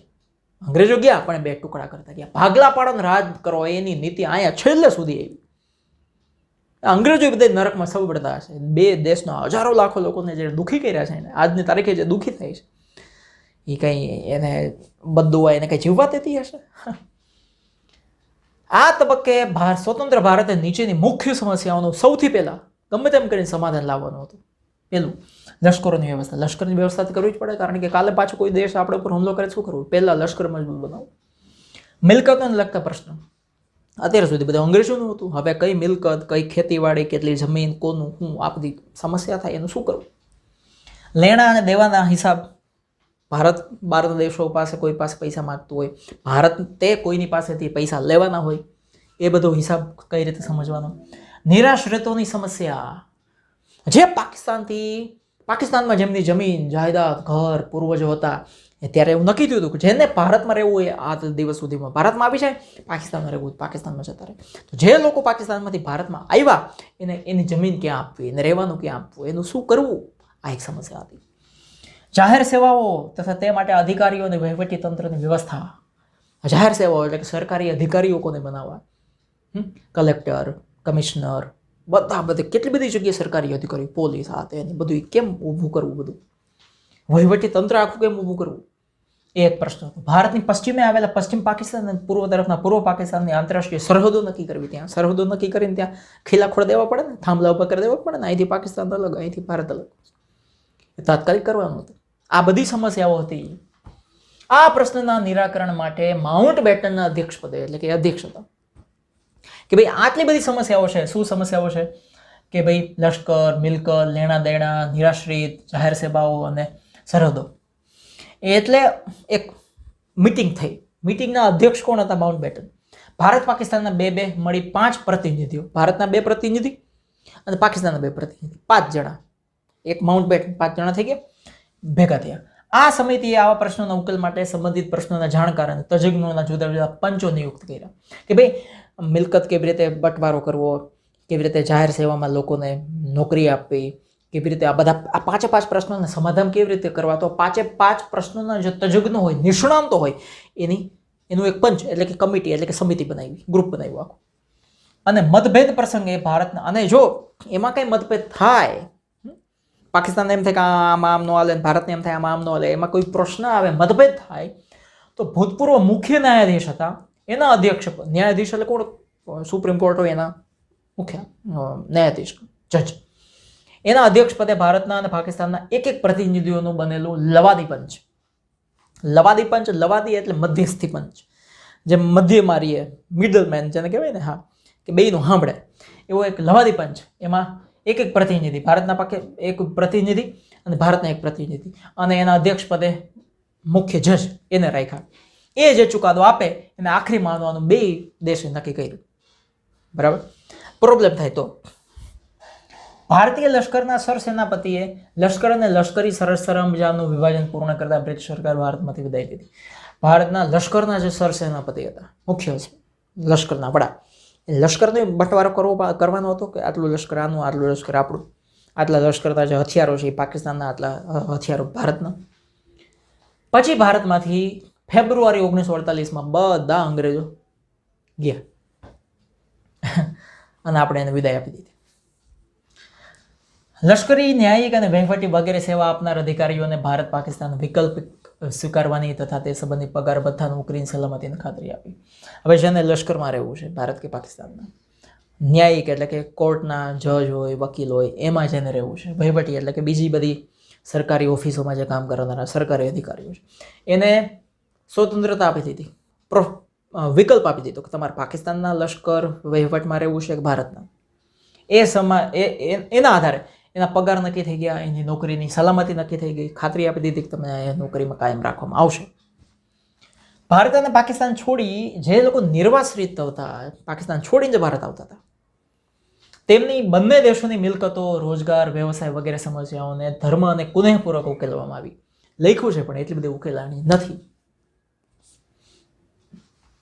ભારતના 562 જેટલા દેશી રજવાડાઓ હતા.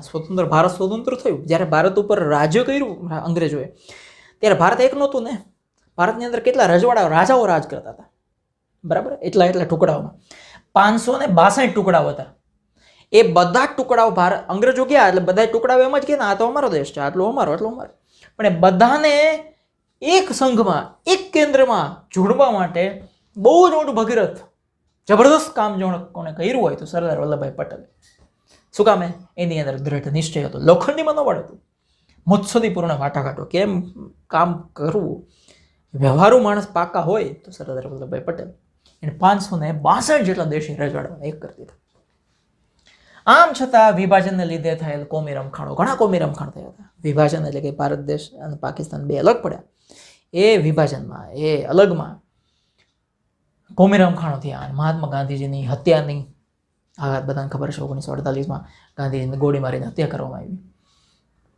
સ્વતંત્ર ભારતને સુશાસન આપી પગભર બનાવવું, કે હવે ભારતની અંદર જે રાજકારણીઓ છે સારું શાસન કરે અને ભારત પગભર થાય, આત્મનિર્ભર થાય. કૃષિ ક્ષેત્ર એટલે કે ખેતીવાડી આગળ વધે, દેશમાં શાંતિ વધે, સુલેહ થાય, બધા એક મળીને રહીએ એવું વાતાવરણ ઊભું કરવું.